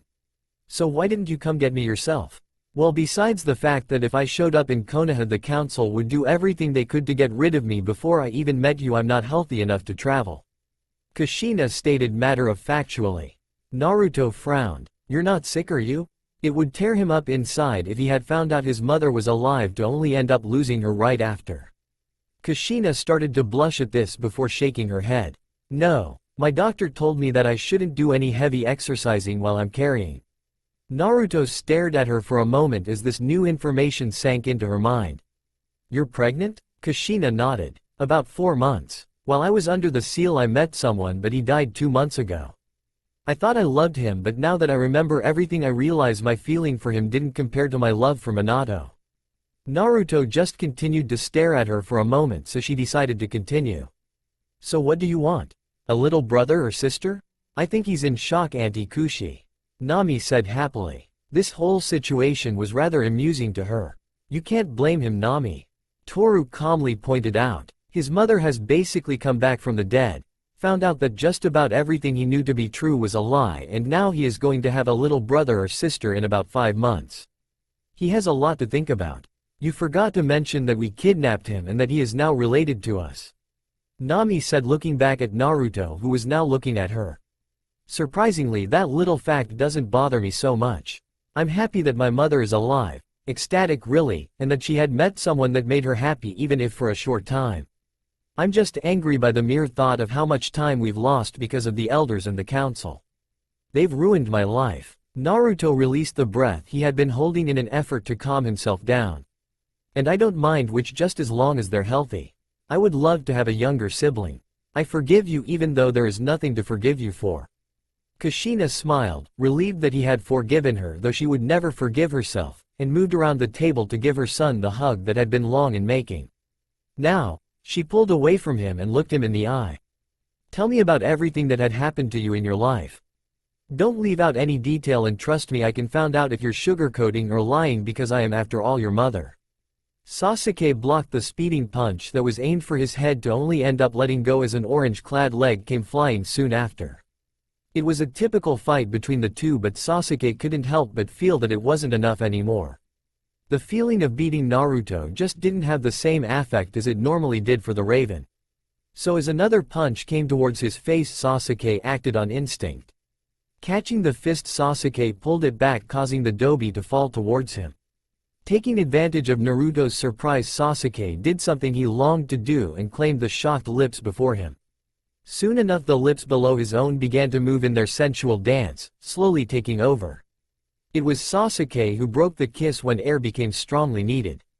As he gasped for his breath, Naruto seemed to recover fast enough that he latched onto Sasuke's throat. A shiver ran down Sasuke's spine as Naruto moved closer to the seal on his neck, but Naruto avoided the sensitive spot almost as if he didn't want to acknowledge its existence. Not that Sasuke could blame him, he couldn't even forgive himself, but that didn't mean that it didn't hurt. Instead, Naruto pushed the very willing Sasuke into a nearby tree where slight pressure on their hardened members was enough to frenzy their movements as Sasuke pulled off Naruto's clack t-shirt and Naruto tried to kiss his lips again and again. Sasuke grabbed Naruto's hips and pulled him flush against his own with a hiss of pleasure. Searching blindly, Sasuke's lips latched onto Naruto's throat and growled out as he rolled his hips. Mine. Yours. That little gasped word sent a streak of possessive pleasure through Sasuke. A trickle of sweat slid down his spine. He was nearly on the brink of tumbling into an orgasm, and they had only begun. What had Naruto done to him? Sasuke's hips began to move faster, and he gave up trying to mark the dobi's sweaty neck in favor of getting more of the heated air into his lungs. Tell me you want me, dobi. Naruto groaned but moved his parted lips closer to his ear. I want you, Sasuke, so much. Again, Sasuke hissed. He was almost there. Just a little more, a little more. Naruto's passionate gasp and shivers down Sasuke to his member with a heady throb.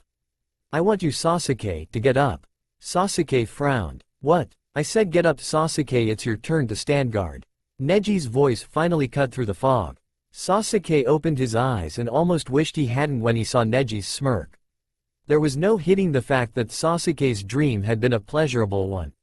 Not even wanting to take the chance of his voice working correctly, Sasuke just nodded before getting up and moving farther away from the camp. Sitting down again, Sasuke thought back to what he now realized was a rather steamy dream about the Dobi. Well, one thing was for certain, Sakura hadn't been lying about Sasuke's interest in Naruto. Fuck. Yoichi let loose a sigh of relief as the entrance to the tunnel closed behind him with the sound of rock on rock. He never liked traveling outside of the village just because he knew he would have to go through the underground tunnel twice. Not only was the tunnel dark, cold and slippery, it went under the converged rivers. Just a small crack in the wall was a serious problem, and this worried Yoichi constantly as he walked through the tunnel. As a citizen, he really shouldn't be traveling through here unless he was a merchant or ninja, but he had been asked by the kage of their village and there was nothing he could do to protest this trip. Yoichi was being sent out to pick up and purchase an item that was to be the kage's son's birthday present. That was the only reason why Yoichi agreed to go to this stupid village. Love was a powerful motive. Yoichi and the kage's son, Yasuhiro Ryu, had been dating for about 2 years now. Yoichi deeply loved Ryu with each breath he took, so he had agreed to go despite his fears and worries. Ryu would have heard about the gift if his father had sent a ninja, his usual means, instead, since he himself was in training. So now Yoichi was leaving his village naturally when things were getting interesting at home. Yoichi thought back on the blonde that he had just met. Naruto had just jumped in to save him, unlike most of the people Yoichi had met over the years. Not many cared about those that liked the same, so it was refreshing to find someone with a good attitude. Yet when Yoichi looked more closely at the blonde, it was clear there was something troubling him. And that bothered Yoichi. He had never seen anyone accept him so easily and with such pure acceptance. He doubted he would ever find someone like Naruto again. So any problem that Naruto had was soon going to become Yoichi's problem once he got back to the village. Yoichi sighed before shifting his bag on his shoulder as he began to walk away. No point on focusing on that right now. The sooner I'll get this errand done, the sooner I can get back home to Ryu and can help the pretty little blonde. Yoichi hurried down the pathway that was a few yards away from the hidden entrance, heading towards his destination. Naruto looked up, peering through the darkness of the room at the ceiling, even though he wasn't really looking at it. Instead, his mind was focused on what had happened earlier a couple of rooms over. His mother had asked him a simple question, one that many normal mothers would have asked given the situation, but he hadn't been able to answer her. While the question was simple, the answer was not. Naruto never had been good at expressing himself through words. Everything he said usually came out wrong or was misunderstood. It was only through his actions that his true meaning could be found, out in the open for anyone to see. That was probably why he and Sasuke got along so well. Not just because they both were orphans, but because no matter how lonely they were, their circumstances were different, so were the feelings. So when they both had found a connection deeper than the superficial, they had just clicked. It was a connection neither of them could deny, no matter how much Sasuke tried in the past. It was through their actions that they understood each other. So it wouldn't have surprised Naruto if his mother couldn't understand him if given the chance. So instead, Naruto had said nothing. His mother had been very understanding with his silence, Naruto reflected. Instead of pushing him like all the other females in his life, Kushina had just nodded and moved to clear the dishes. Naruto had expected her to press, but the question was not repeated the rest of the night. It almost seemed like she was pushing him to tell her on his own. If that made any sense. But how could he? The beginning of his life was horrible and depressing. Something he hadn't shared with anybody. Not Iruka or Sasuke. The only other person who had known was the third and Tsunade if she had actually read his file, but even they didn't know everything. Could he really trust his mother enough to tell her his dark past? Kushina frowned once Naruto was escorted to his room for the night by Toru.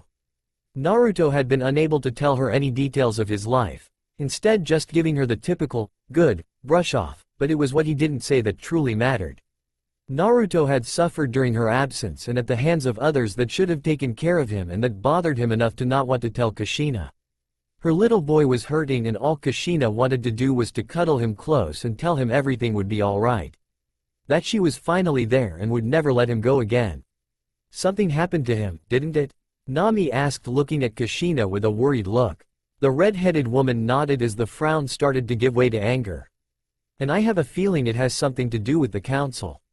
Nami growled. While she had never had her own personal problems with the council, from what she had gathered they were not to be trusted when it came to her family. It seems as if the council was out for the Uzumaki blood. I hate them, they have to pay. Oh, they will, Nami. Kushina smirked over at her niece, a look that still sent shivers down Nami's spine. They are going to learn to never mess with the Uzumaki family ever again. There are forces in nature that should never be messed with, and on top of that list is Uchiha Sasuke. Especially when he is starting to realize that yes, he does in fact have positive emotions and that they are very, very active. Unfortunately, it seems nobody got that memo. Almost everyone had decided to bother the pissed off Uchiha, and with each disturbance the more pissed he got. The number one annoyance was Hyuga Neji. The smug bastard. After waking Sasuke up that morning, Neji just had this all-knowing look on his face and a permanent smirk to match. Each time that their eyes met, Neji would do that soft chuckle and Sasuke would feel the urge to do some damage to Neji's face to rearrange it. We're almost at his mission stated village. Shikamaru voiced, his eyes focused ahead of them, though he was painfully aware of what was taking place behind him. We'll briefly ask around about the gentleman and his grandchildren before asking about Naruto. We'll expand our operation then if he is not found. You guys might want to stop looking like you want to kill someone. Neji only smirked and looked ahead once again, moving closer to his boyfriend. Oh yes. It was best for one to not mess with a pissed-off Uchiha Sasuke, and it was quickly becoming time for his companions to be informed of this little fact. Or else it wouldn't just be Naruto that Konoha would be missing. Sasuke walked quickly through the village, looking for anyone or anything that could tell him if Naruto had been here. Their earlier exploration had proved that Naruto's destination had been without positive results, and Shikamaru had wanted to leave thinking that if the Dobi had been kidnapped they wouldn't have stayed here. Which was a sound theory and one Sasuke had used in the past, but this was Naruto. Sasuke wasn't so sure, he felt something pulling him here and had decided to go with his gut on this one and asked for a chance for a more detailed search. After all, any situation with the Dobi was never predictable. The sounds of fighting caught Sasuke's attention, and before he realized exactly what he was doing he was knocking the last man unconscious. Looking back at the victim, for the first time, Sasuke grounded his teeth in irritation. Damn it, he's not Naruto. Turning to move on, he was stopped by an insistent hand. Did you say you were looking for Naruto? Sasuke turned around and looked at the man, pinning him with a glare. Maybe he hadn't wasted his time after all. Why? Yoichi internally groaned as his back met cold stone. Why does this always have to happen to me? No matter where I am, some bigot has to pin me to the nearest solid surface while telling me how wrong I am. Will any of them realize they're not proving their masculinity by pinning me like a cheap date? Yoichi had made it to the village where his lover's birthday present was located, but he hadn't been in the village long before the trouble that constantly followed him raised its ugly head. And boy was it ugly. About 5 guys had trailed him from the time he had entered the village, and when Yoichi had thought they had finally gotten tired of him, they had appeared again with about 4 of their friends on the other end of the alleyway. He had darted in an effort to lose them. Naturally, that little plan didn't work. Picking out the leader of the group, Yoichi smirked and looked straight at him. Let me guess, what's a cute guy like me doing in a place like this? Little faggots like you are not welcomed here. Ah, Yoichi must have chosen correctly, as this idiot was the one who spoke up while the others seemed to look at him rather devotedly. You're not wanted here. Well, now I wouldn't say I'm not wanted here. Your friends are pinning me to this wall rather lustfully, so I would say I'm wanted at least by them. Almost instantly his wrists were released by the 2 holding him, worried that what Yoichi said would be taken as the truth. No loyalty within the ranks, good to know. Now could you tell me where Takada's place is? I have something to pick up there before I leave. The ringleader smirked. You're not going anywhere. That's a little counterproductive if you want me to get out of your town. Yoichi mumbled, dodging the first punch that was sent his way. That one punch seemed to be the signal to cause the others to join in and try to overwhelm Yoichi. The first couple of punches Yoichi was able to dodge, but as their numbers increased Yoichi started to receive hits from all directions. Despite the few throws he handed out, Yoichi was quickly losing this fight. Not surprising since he was clearly outnumbered. Just as Yoichi was about to curl up in a ball and allow these idiots to continue hitting him, he heard a guttural grunt in the back of the crescent ring around him. As the blows to his body grew less, Yoichi opened his eyes. He was rewarded with the sight of seeing a man dressed in white and black knocking out his attackers. Yoichi felt a small smile emerge on his face. It seems that Naruto wasn't the only one in the world who could and would fight to protect the weak. All too soon Yoichi's attackers were out cold, sprawled across the small alleyway. Yoichi looked up and was met with cold and angry onyx eyes. This man was rather handsome, or he would be if he wasn't so angry. What had Yoichi done to deserve this? Damn it, he's not Naruto. It was faint, but Yoichi was just barely able to hear this stranger's growled words. Why was he looking for Naruto? Determined to find out why and make a profit at doing so, Yoichi reached out and grabbed onto this stranger's shirt. Did you say you were looking for Naruto? His savior turned around so fast that Yoichi was surprised his head didn't spin. What do you know about Naruto? I guess you're a friend of his. The black-haired stranger nodded. I'm by the way, and thanks for saving me. The blonde is staying in my village. I could show you there. That is if you would help me with my errand. The black-haired boy glared at this, considering it, before nodding. Alright, I will help you, but you had better not be lying to me. Boy, did this cutie have a temper. Oh well, at least Yoichi had a bodyguard now. Kiba walked up to where the others were standing and sighed at their irritated faces. You guys got the same instructions as well? What gave you that clue? Tamari growled, looking up at the sign they all were standing under. The letters read Ryu's Ramen. Special Uzumaki cake ramen today only.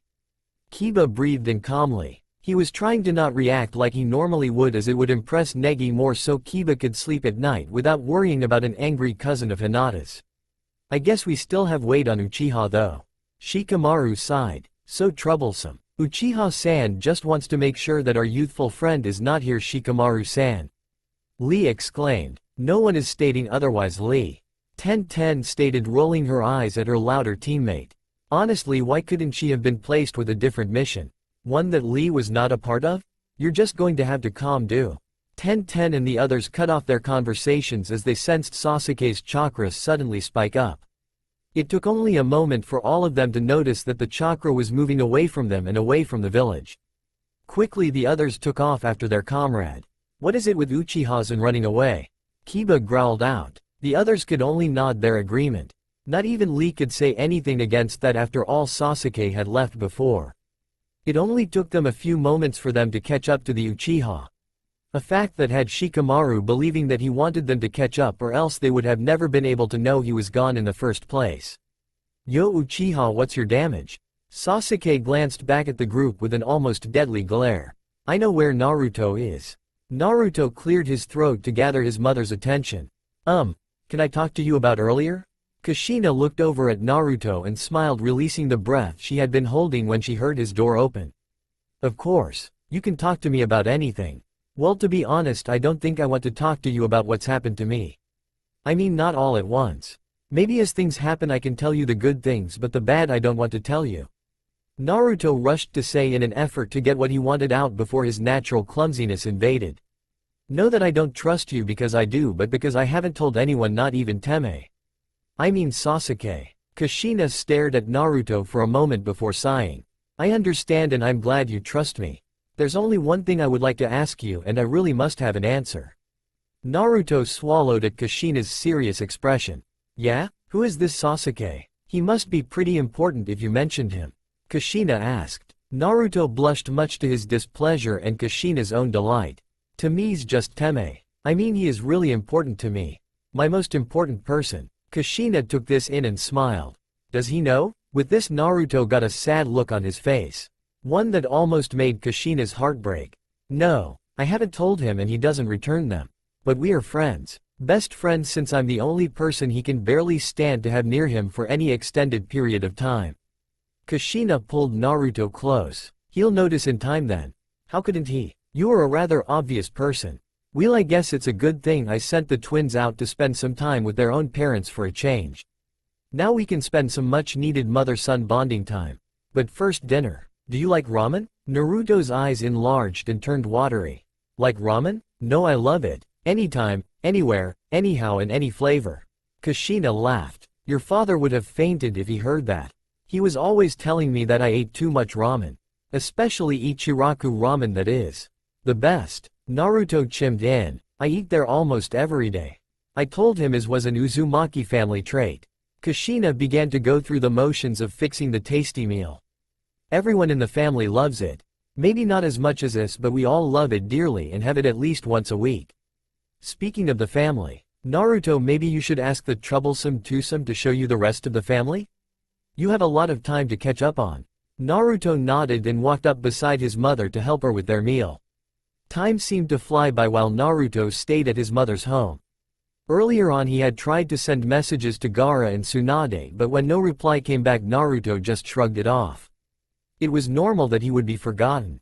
The thought of leaving had never entered Naruto's mind. This was his chance to have a family that he had been born into. Not one he had to create and fight for. One that wouldn't forget his birthday. Naruto sighed, throwing a stone into the whirlpool-infested water and watch it skip a little on the water. He couldn't really blame his friends for forgetting. Many of his friends hadn't been able to attend his party due to missions and meetings that had been unavoidable. Sakura he understood, because no matter how much she tried to deny it, Ino was her best friend. It only made sense that she went to the party, but it would have been nice if she had at least spent a little time out of her day to say happy birthday. Shikamaru had been really busy and Ino always threw the best party at her parents' request.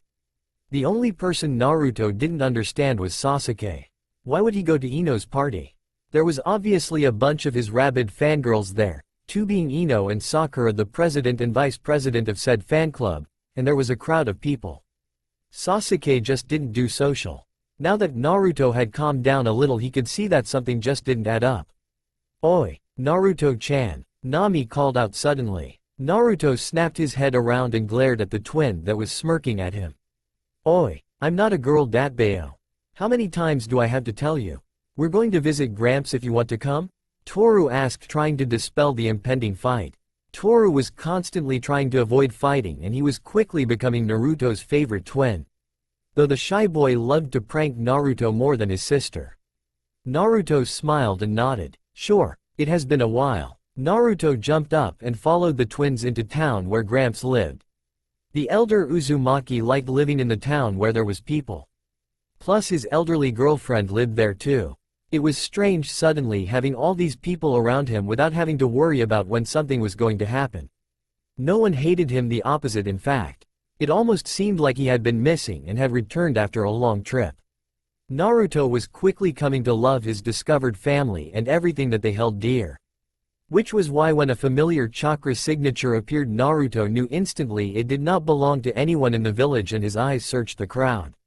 When they settled on a familiar figure, his blue eyes widened in surprise and his breathing stopped along with his heartbeat. Only one person wore his hair like that, and only one person in the entire world could make Naruto's heartbeat take off so fast. It took everything in him to make the air held in his lungs to rush out in a whisper. Sasuke, Sasuke. It was the barest of whispers, but the raven-haired boy still heard it and searched for the speaker with an almost desperate need. His eyes locked onto a pair of blue eyes that were familiar and the greatest thing he had seen in his life. Naruto, Sasuke whispered back, almost afraid to break the spell that held them in place. As fast as he could, he moved towards Naruto. Dobi, I found you. I wasn't lost, Teme. Naruto whispered back. I've been here the entire time. I know. Sasuke smirked at Naruto's clueless look. Oi, Sasuke, why are you two whispering? Kiba came running up, breaking the tranquil moment the two were sharing. Naruto, where have you been? Naruto smiled. Tsunade let you off your leash, Fleabag? Kiba glared at Naruto, but its effectiveness was ruined by the smile that Kiba couldn't get rid of. It's good to see you, man. You've had so many of people worried with your little disappearing act. We even have Gaara helping us look for you. Along with Neji, Shikamaru and the others. So you've basically been by yourself. Naruto jokingly said, his eyes returning to Sasuke's. So where are the others?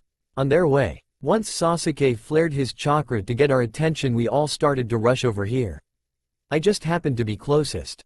Kiba said with a proud look on his face. And the loudest. Neji comment drawing Naruto's attention to him and Gaara next to him as they emerged from the crowd. Neji, Gaara, Naruto exclaimed a little more cheerfully. Gaara was practically his brother, a title that Sasuke once held, which would make Neji his brother-in-law. Gaara, I assume you didn't get my messages I sent saying I was here? Unless you just wanted an excuse to spend time with Neji? No, Gaara muttered, I wouldn't do that, especially since Uchiha was with us. Oh, how could Naruto forget that Gaara and Sasuke couldn't stand each other?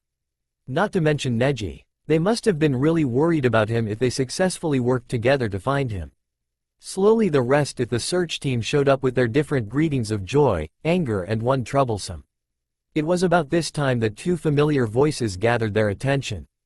Oi, Naruto-chan, where are you? Oh, there you are. Don't you know it is a bad idea to suddenly stop without telling us? Nami growled up until she saw a very familiar red head that was starting to glare at them. Oh dear, Toru whispered. We are in so much trouble.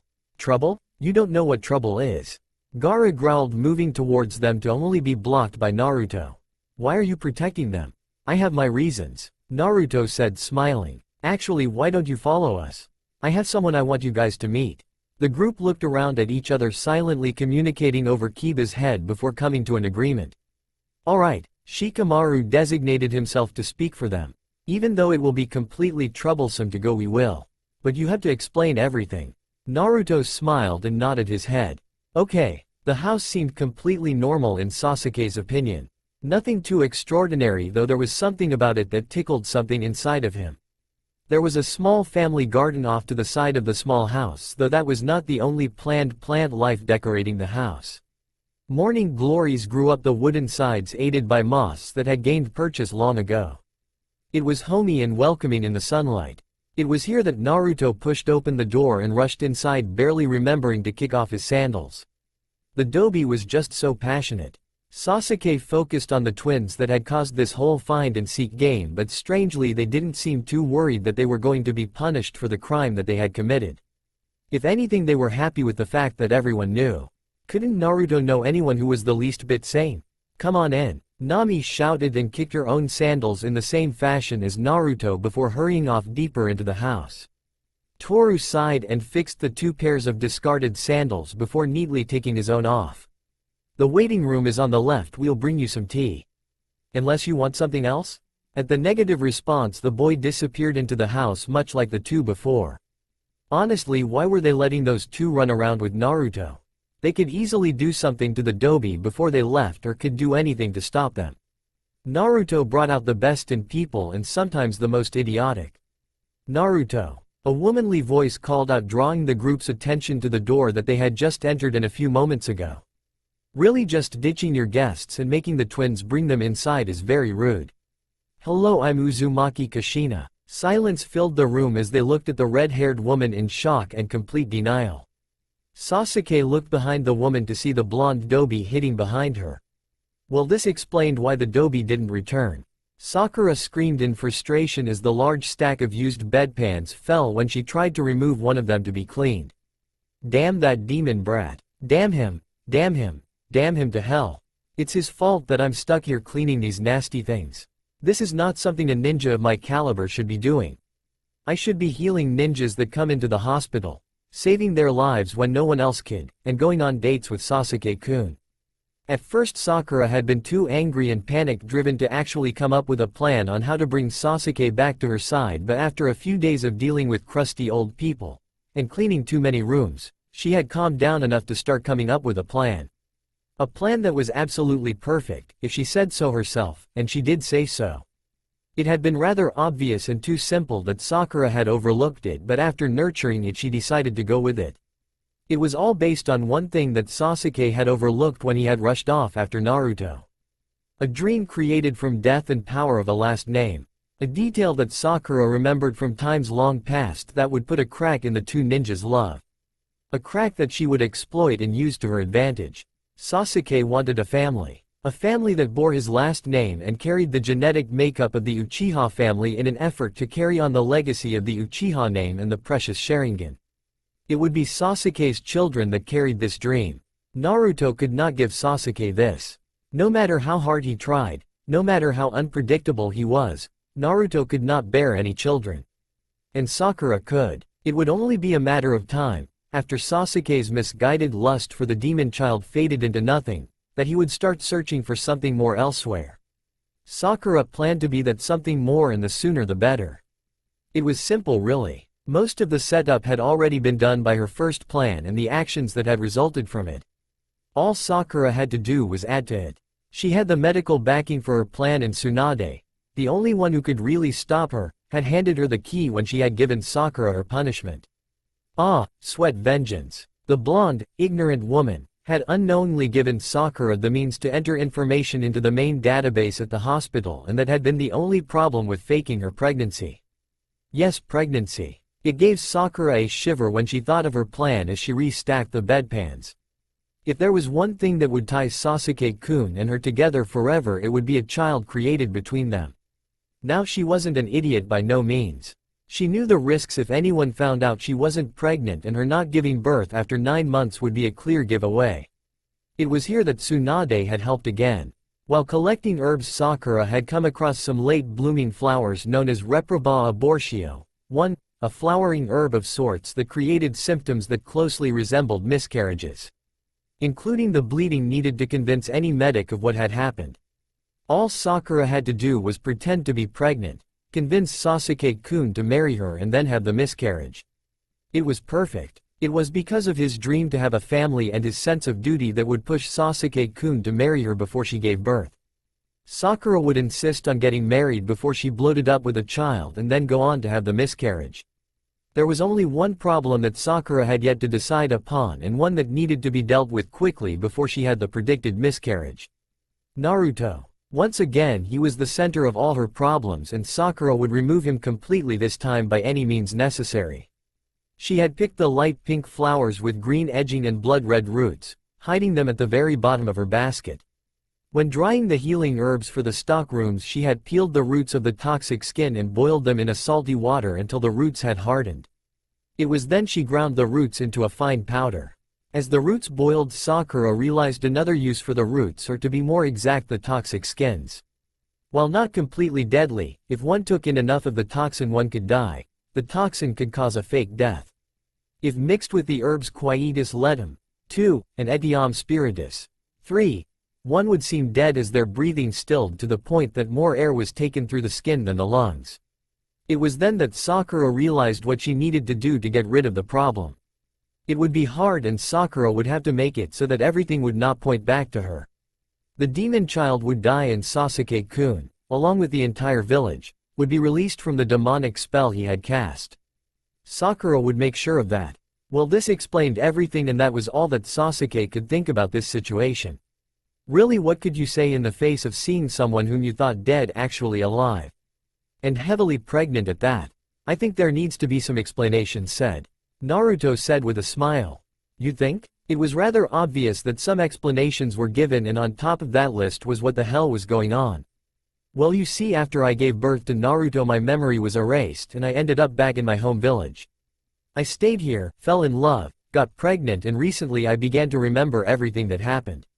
Kushina explained, settling down on the nearby couch that nobody was sitting on. That was when we found out and decided to go get Naruto. Toru explained. He is our cousin. So we took our grandfather and searched for him in Konoha, but as it turned out he had left already and ended up in Suna. So we signed up for an escort job and ended up escorting Naruto here. Nami said with a smile. Now Naruto is living with his mother until further notice, like a happy family should. As expected, this statement caused a great uprise of disbelief and disagreement. Naruto belonged with Konoha, his dreams and loved ones were there, and at the moment he was staying in Suna. Sasuke looked away from Naruto and surveyed his friends who were trying to be heard above the rest. When his black eyes met mint green, Sasuke was only slightly surprised to see that Gaara was not arguing as well in his silent manner. Instead, Gaara and Sasuke had a silent agreement, one that they would never admit out loud, that this might be something completely out of their hands. That was really Naruto's choice on where he lived, and they could only support his decision. Though that didn't stop Sasuke from allowing the others to disagree. Sasuke looked back at Naruto and watched his expression turn from worried to surprisingly happy. When their eyes met, Sasuke nodded his head for Naruto to follow him and quietly left the room. As he put on his sandals, Naruto appeared putting his on as well. When the outer door slid shut behind them, the noise from inside was muted. "Why did you want to come out here, Teme?" Naruto asked, following the raven as he walked away from the home and the village. "It was too loud in there and nothing is really going to get done with their arguing." Sasuke explained. "That girl stirred up a little trouble." Naruto chuckled. "That's Nami for you. She loves to start a good fight when she can. She might not win it but will enjoy as the world becomes focused on what is being said and done in that one moment." "You love her," Sasuke murmured, glancing at the blonde from the corner of his eyes. Naruto nodded. "I do. I love all of them. Even though it has only been a short amount of time, I've grown to love them dearly, their faults and all. The others care for you as well," Sasuke stated, stopping Naruto with a firm hand. "That's why we're all here right now. You were missed back in Konoha and Suna. You even have the case cage searching for you without any guards from his own village. That says a lot in and of itself, Dobi. I'm not needed there." Naruto whispered, a sad look covering his face.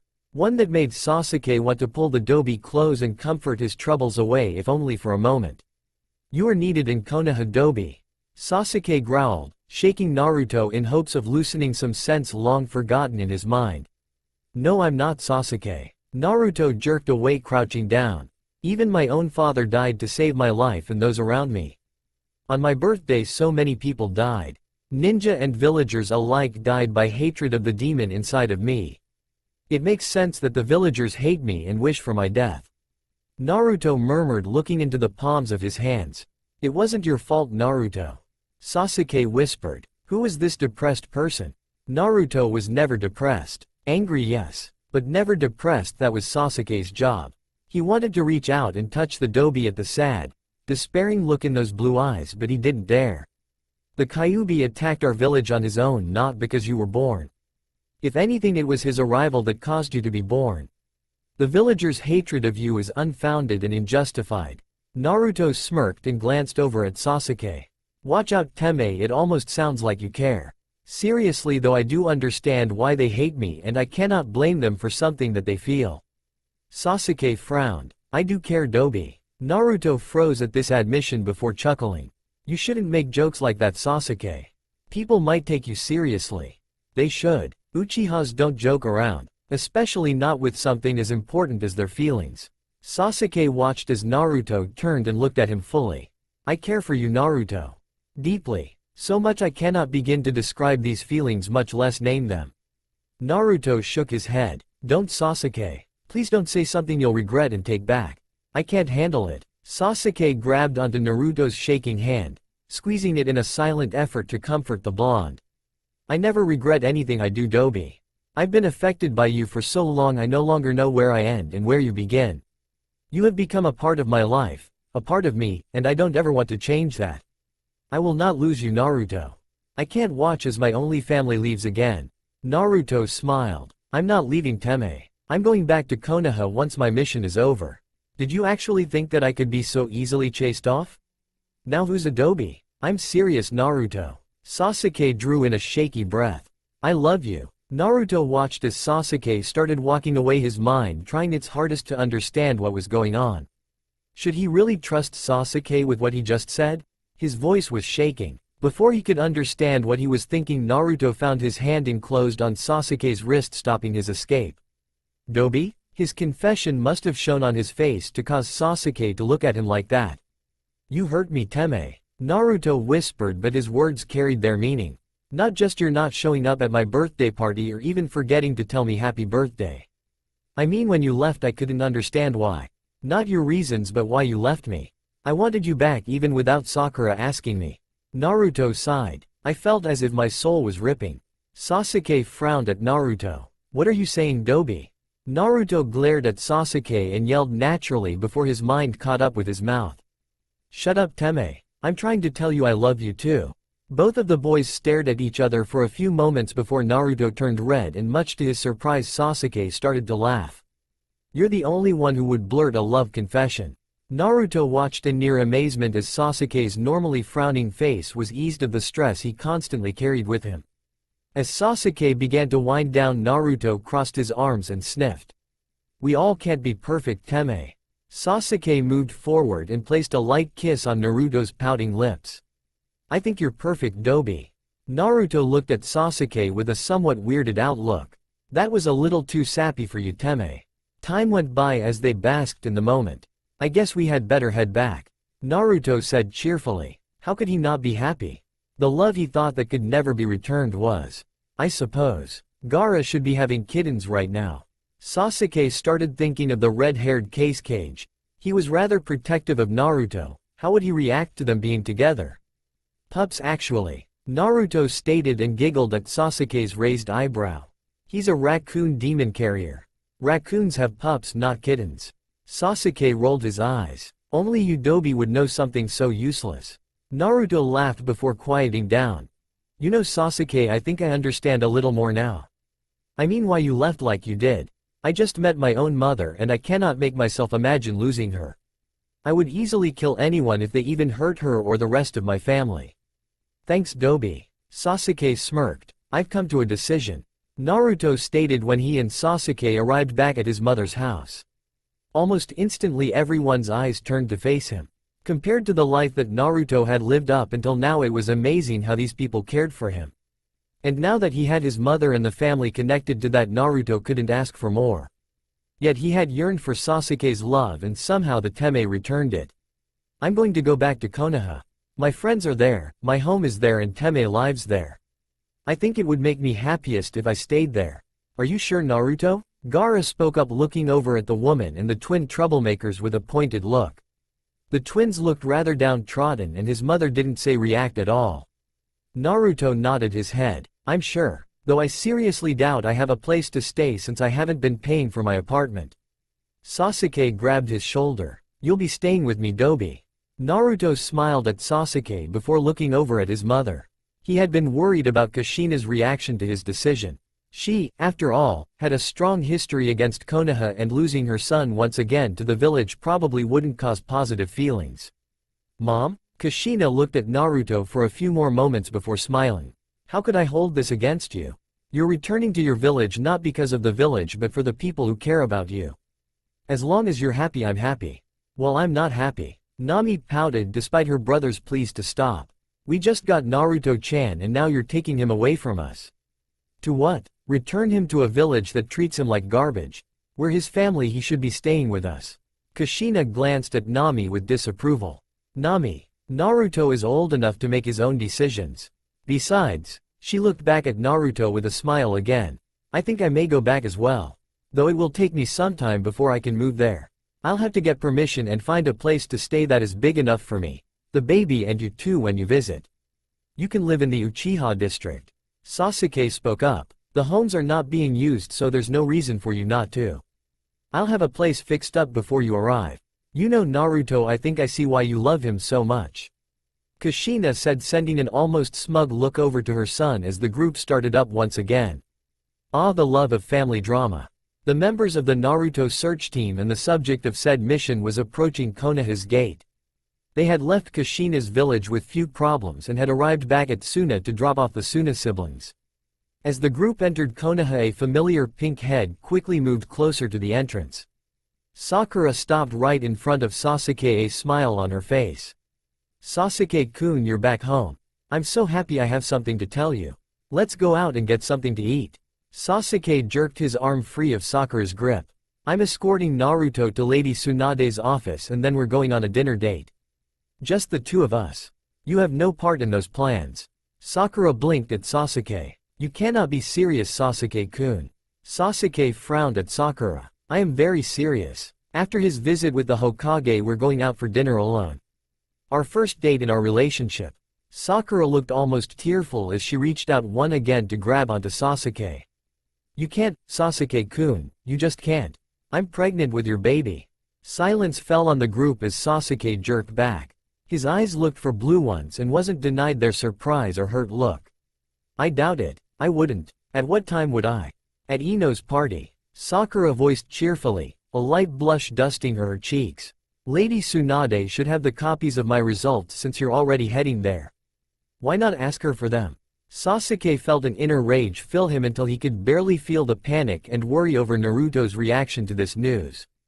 Haruno, you had better hope when Tsunade retests you in a few minutes that your results are positive. The threat in his words was clear. Sakura jerked back at the use of her last name. At no time had Sasuke-kun ever used her last name. But Sasuke-kun, are you not happy? I'm giving you a family like you want. Sakura sent a sneering look at Naruto despite the protests of the rest of the group. Something that thing could never give you. Sasuke looked back at Naruto and watched as that truth sunk in. It may have been true at some time that I would have loved to have children of my own, but I love Naruto more. Don't mistake me though. Sasuke hurried to continue when he saw Sakura's protesting face. If you are carrying my child, I will raise it, but you will have no other part in my life. Naruto and I will raise the baby together as a real family. Together. If the child is not mine and you have caused Naruto needless pain, I will kill you. Now let's go. Kiba escorted Haruno to the Hokage's office. With that said, Sasuke pulled Naruto away before the pink-haired menace could say anything else. Kiba watched as the two ninjas hurried off towards the Hokage's office and sighed. For your sake, Sakura, I would hope that nothing goes wrong during the testing. If Sasuke does not kill you, Lady Tsunade will. Smiling coldly down at her, Kiba grabbed her elbow. Now let's get you to the Hokage's office and tested before someone tries to forge the results. As Sasuke pulled Naruto away from the group and towards the Hokage's office, Naruto couldn't help the feeling of dread that filled the pit of his stomach. It was a strange feeling that he wasn't used to. How could he be? He had never been in a situation like this before. Being in love, have that love returned, and now that very same love may be ripped right out from under him. A baby. A small life that would have a big impact on the world before it was even born. Naruto glanced over at Sasuke, taking in his frowning face and how hard his hands clenched his own. Sasuke had always talked about creating a family, and no matter how unpredictable he could be at times, even Naruto had to admit defeat at this. How could he compete with Sakura, who was pretty, smart, female and pregnant with Sasuke's child? I didn't sleep with her, Sasuke stated, glancing out of the corner of his eye. Naruto looked away. How can you be so sure of that, Teme? Sasuke lifted an eyebrow. Besides the fact that it's my body and I know what I do with it. Because Dobi, even if I didn't have feelings for you, I would never sleep with that girl. No matter how drunk I was. She is nothing that I would look for in a wife. Naruto smiled. What do you look for in a wife? Someone who challenges me and strong enough to protect our family. Someone pretty and unique. Someone who would stand up for what they believe in and never consider giving in. Sasuke smirked. And a large cock between his legs wouldn't hurt either. Naruto turned bright red and missed the edge of the roof they were currently jumping to. Sasuke's hand jerked on his own and pulled him back up into his arms. Teme, only to you, Dobi. Sasuke placed a kiss on Naruto's lips that was too light for the both of them. Now let's hurry and get this mess straightened up so I can get you home. Tsunade sighed and took a long sip from her sake bottle, not even considering the small cup just out of reach of her left hand. She looked up at the disheveled group as they entered her office, led by the Uchiha and the Gaki. All of their faces looked grim despite that they had found Naruto. Oh, this couldn't be good. Alright, what's wrong? Sasuke nearly growled and reached back into the group, seeming to grab onto something, before pulling out her medical assistant, whom looked rather unsettled. This bitch says you tested her and found she was pregnant. With my child. I want to see the results and have her retested. Tsunade sent a look back at Sakura and frowned. I should say so, considering I have heard of no such test. Nor have I seen the results. My lady, I was the one who filed the results. Shizune spoke up, pulling the attention to her momentarily. It was in your filing stack with your signature. Tsunade's eyes darted back to Sakura. Well then, shall we go test those results, Haruno? Shizune, get her results. Everyone stay here, it won't take long. With that said, Tsunade grabbed Sakura and transported the girl to the hospital. Shizune quickly left the room, throwing a quick worried glance in Naruto and Sasuke's direction. She hoped this would turn out well. The room was silent as they awaited for Tsunade to return with the test results. The only sound that broke the silence was when Shizune returned with Sakura's medical file and the door clicked behind her. When the familiar sound of transportation, along with the smoke, appeared, the room's tension grew stronger. Tsunade released Sakura and moved back behind her desk. opening Sakura's medical file and removing the old results. As she looked between the two, a crease formed between her eyebrows before she leaned back. It seems that Haruno's results are in fact correct. Though I would like an explanation as to how this happened. It's obvious that Sasuke-kun has strong feelings for me. Sakura spoke up, a smug smile on her face as she looked over at Naruto. And now we're going to have a baby to prove that.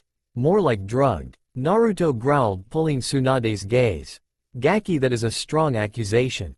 Tsunade looked at the blonde and felt a small ache in her chest. She knew how much Naruto loved the Uchiha. It had been the only reason why Tsunade had not ordered Uchiha's execution when he returned. One I would back up. Naruto said, gripping Sasuke's hand tight. I know Sasuke. I'd trust him. He would never sleep with Sakura. Never, Ba-chan. Gaki. Tsunade's voice became cold as she focused her attention solely on Sakura. What really surprises me is how could I have been so stupid as to expect anything better from you? What are you talking about, Ba-chan? Naruto whispered. My results matched perfectly. You said so yourself. I'm pregnant with Sasuke-kun's baby. Sakura shouted. Haruno, those would be the results you wanted, wouldn't it? Tsunade sighed before smirking at Sakura. Normally when these tests say they're positive I would accept them, end of story, but I know Naruto. He trusts the Uchiha, and for once I decided to follow his advice. I ran another test. These results tell a different tale, one that shows Haruno's medical knowledge in a whole new light. You're faking the pregnancy using wild medicines that give a false pregnancy. You can't be sure of that. Sakura screeched. I am pregnant, I am. True. My testing method is an undeveloped one, so I backed that blood test with one that you completely forgot about. Your hair is walking, well updated, history bank. It told me you have taken this combination of drugs for the past couple of weeks. Ever since Uchiha left in search of Naruto. Tsunade said, leaning forward. But to be sure we'll have to wait and prove this. Which means I cannot knowingly put you in a cell. Wait, a voice called out, pulling everyone's attention to the back of the room. Seeing who it was, Sakura hissed. What are you doing here? Ino looked at her as if it was the most obvious thing in the world. Telling them the truth, that you are not pregnant and all the trouble you've caused. Lies. Sakura moved towards Ino to only be held back by Kiba. You just want Sasuke-kun all to yourself. I used to, which is why I didn't say anything before when you drugged Sasuke to show up at my party. Ino sighed. But when I found out what you did to Naruto's birthday plans, and now that I've seen them together, I have to say something. Sakura told me she was planning on faking her pregnancy and having Sasuke marry her before having a miscarriage. All of the drugs should still be in her apartment. In her dresser's bottom drawer within a hidden compartment. I'm sorry I haven't said anything until now. Lady Tsunade, you need to put Sakura away. She is completely crazy. She has even been planning on killing Naruto. Those last quickly uttered words sent a flurry of action throughout the room.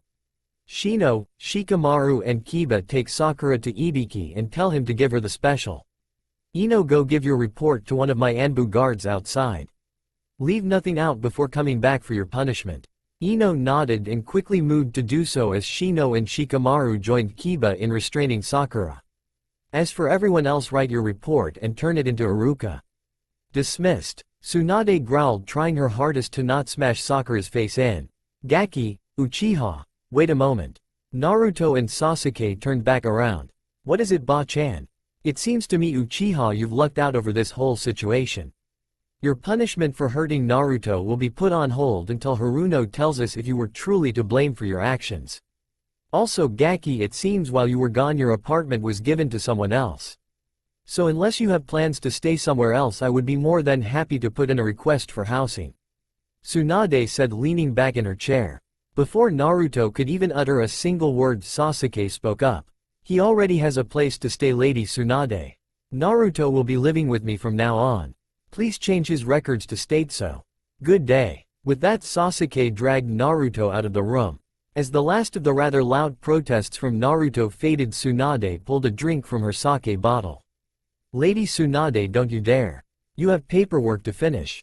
Shizune called out. Tsunade sighed. Yep, she had been right. She was getting a headache.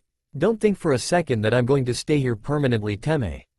I'll only stay here until hey. Naruto's rant was cancelled when Sasuke pulled him inside the Uchiha main house and quickly kissed him. Dobi, why are you protesting this? You love me and I love you, so I don't see a problem with you living with me. Even if you wanted your own space, the Uchiha family grounds has more than enough housing for you to pick one. So just accept it. Sasuke looked into Naruto's eyes. But Sasuke... Once again Sasuke resorted to kissing Naruto's protests away, except this time he didn't plan on letting up. While Naruto tried to protest, there was a purposeful roll of Sasuke's hips and Naruto moaned in his throat as he fell under Sasuke's spell. Here he was with the whitest man in Konoha, with his hands working quickly to remove his clothes, and he was worried about a little thing like where he would be living in the next couple of days. Another unmistakable roll of Sasuke's hips sent Naruto's thoughts flying out the window at the obvious state of arousal of Sasuke's cock. Naruto's breath caught in his throat as he felt Sasuke's teeth against the side of his neck, nibbling his way down to Naruto's recently discovered chest. Naruto's hand found the bottom edge of Sasuke's shirt and slid up.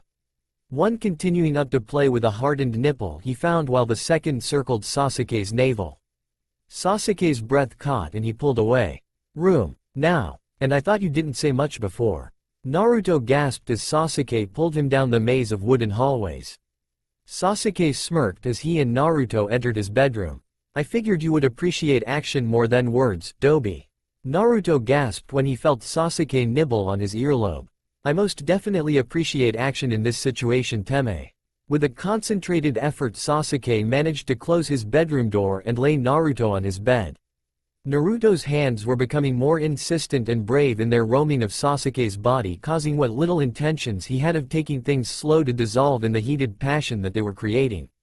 "Are you?" Naruto shuddered as Sasuke sucked one of his nipples into his mouth, teasing the already sensitive flesh to a point. "Are you right there? Are you sure you want this, Teme?" "Oh yes, please. I won't share you, and more, please, more. I cannot have children." Sasuke pulled away and looked down at the aroused blonde beneath him. 3 hickeys were already beginning to form and a clear trail lead from his ears to his navel. Smirking, Sasuke removed his shirt and lay down again, pulling Naruto into a heated kiss. "Oh, I'm sure, Dobi. I want to feel your heat surround me, and I want to drag every ounce of passion from you. As for children, we can worry about that later." Naruto didn't answer him in words, but his hands had finally managed to open Sasuke's pants and he was shoving them down his legs. Shivering with anticipation, Sasuke returned the favor and removed Naruto's own orange pants along with his ramen-decorated boxers. Chuckling lightly, Sasuke palmed Naruto's cock, rubbing and massaging. Naruto had been well on his way to fully aroused before, but he was there now, and Sasuke was just wearing too many damn clothes for his silent, confident thing the Raven had going on was certainly pushing all of Naruto's buttons, and that was before Sasuke started doing very interesting things with his tongue. For somebody who didn't talk much, he had a very talented tongue. Sasuke placed one hand on the blonde's hip to brace them from moving as he placed kisses around the base and tip before taking the head into his mouth. When Sasuke's fingers bumped against Naruto's hole, he quivered, unable to decide whether to move forwards or backwards. It was only when Naruto was about to come that Sasuke moved away from Naruto's swollen cock and prepared hole. He placed his own leaking cock near Naruto's entrance before placing a sweat kiss on his panting mouth. "I will never again be parted from you, Dobi. Wherever you are, I will be there right beside you."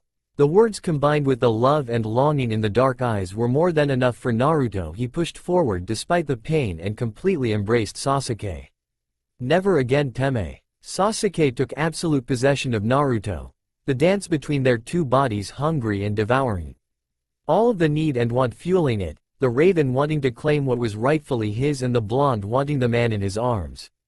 All of the past weeks' frustrations and pain were gone suddenly as the outside world was forgotten and faded into a blankness except for the love forged between the two. The hallways echoed with each drop of water hitting the shallow collection on the floor. A deep and crazy laugh cut through the silence. It became stronger until the halls converted into a large cell. It was dark, but a strange red light seemed to glow at the same time. Red opened and glowed as sharp daggered teeth were revealed in the darkness. Behind the sealed bars the demon Kyuubi found himself rather entertained. "It is not over yet, brat.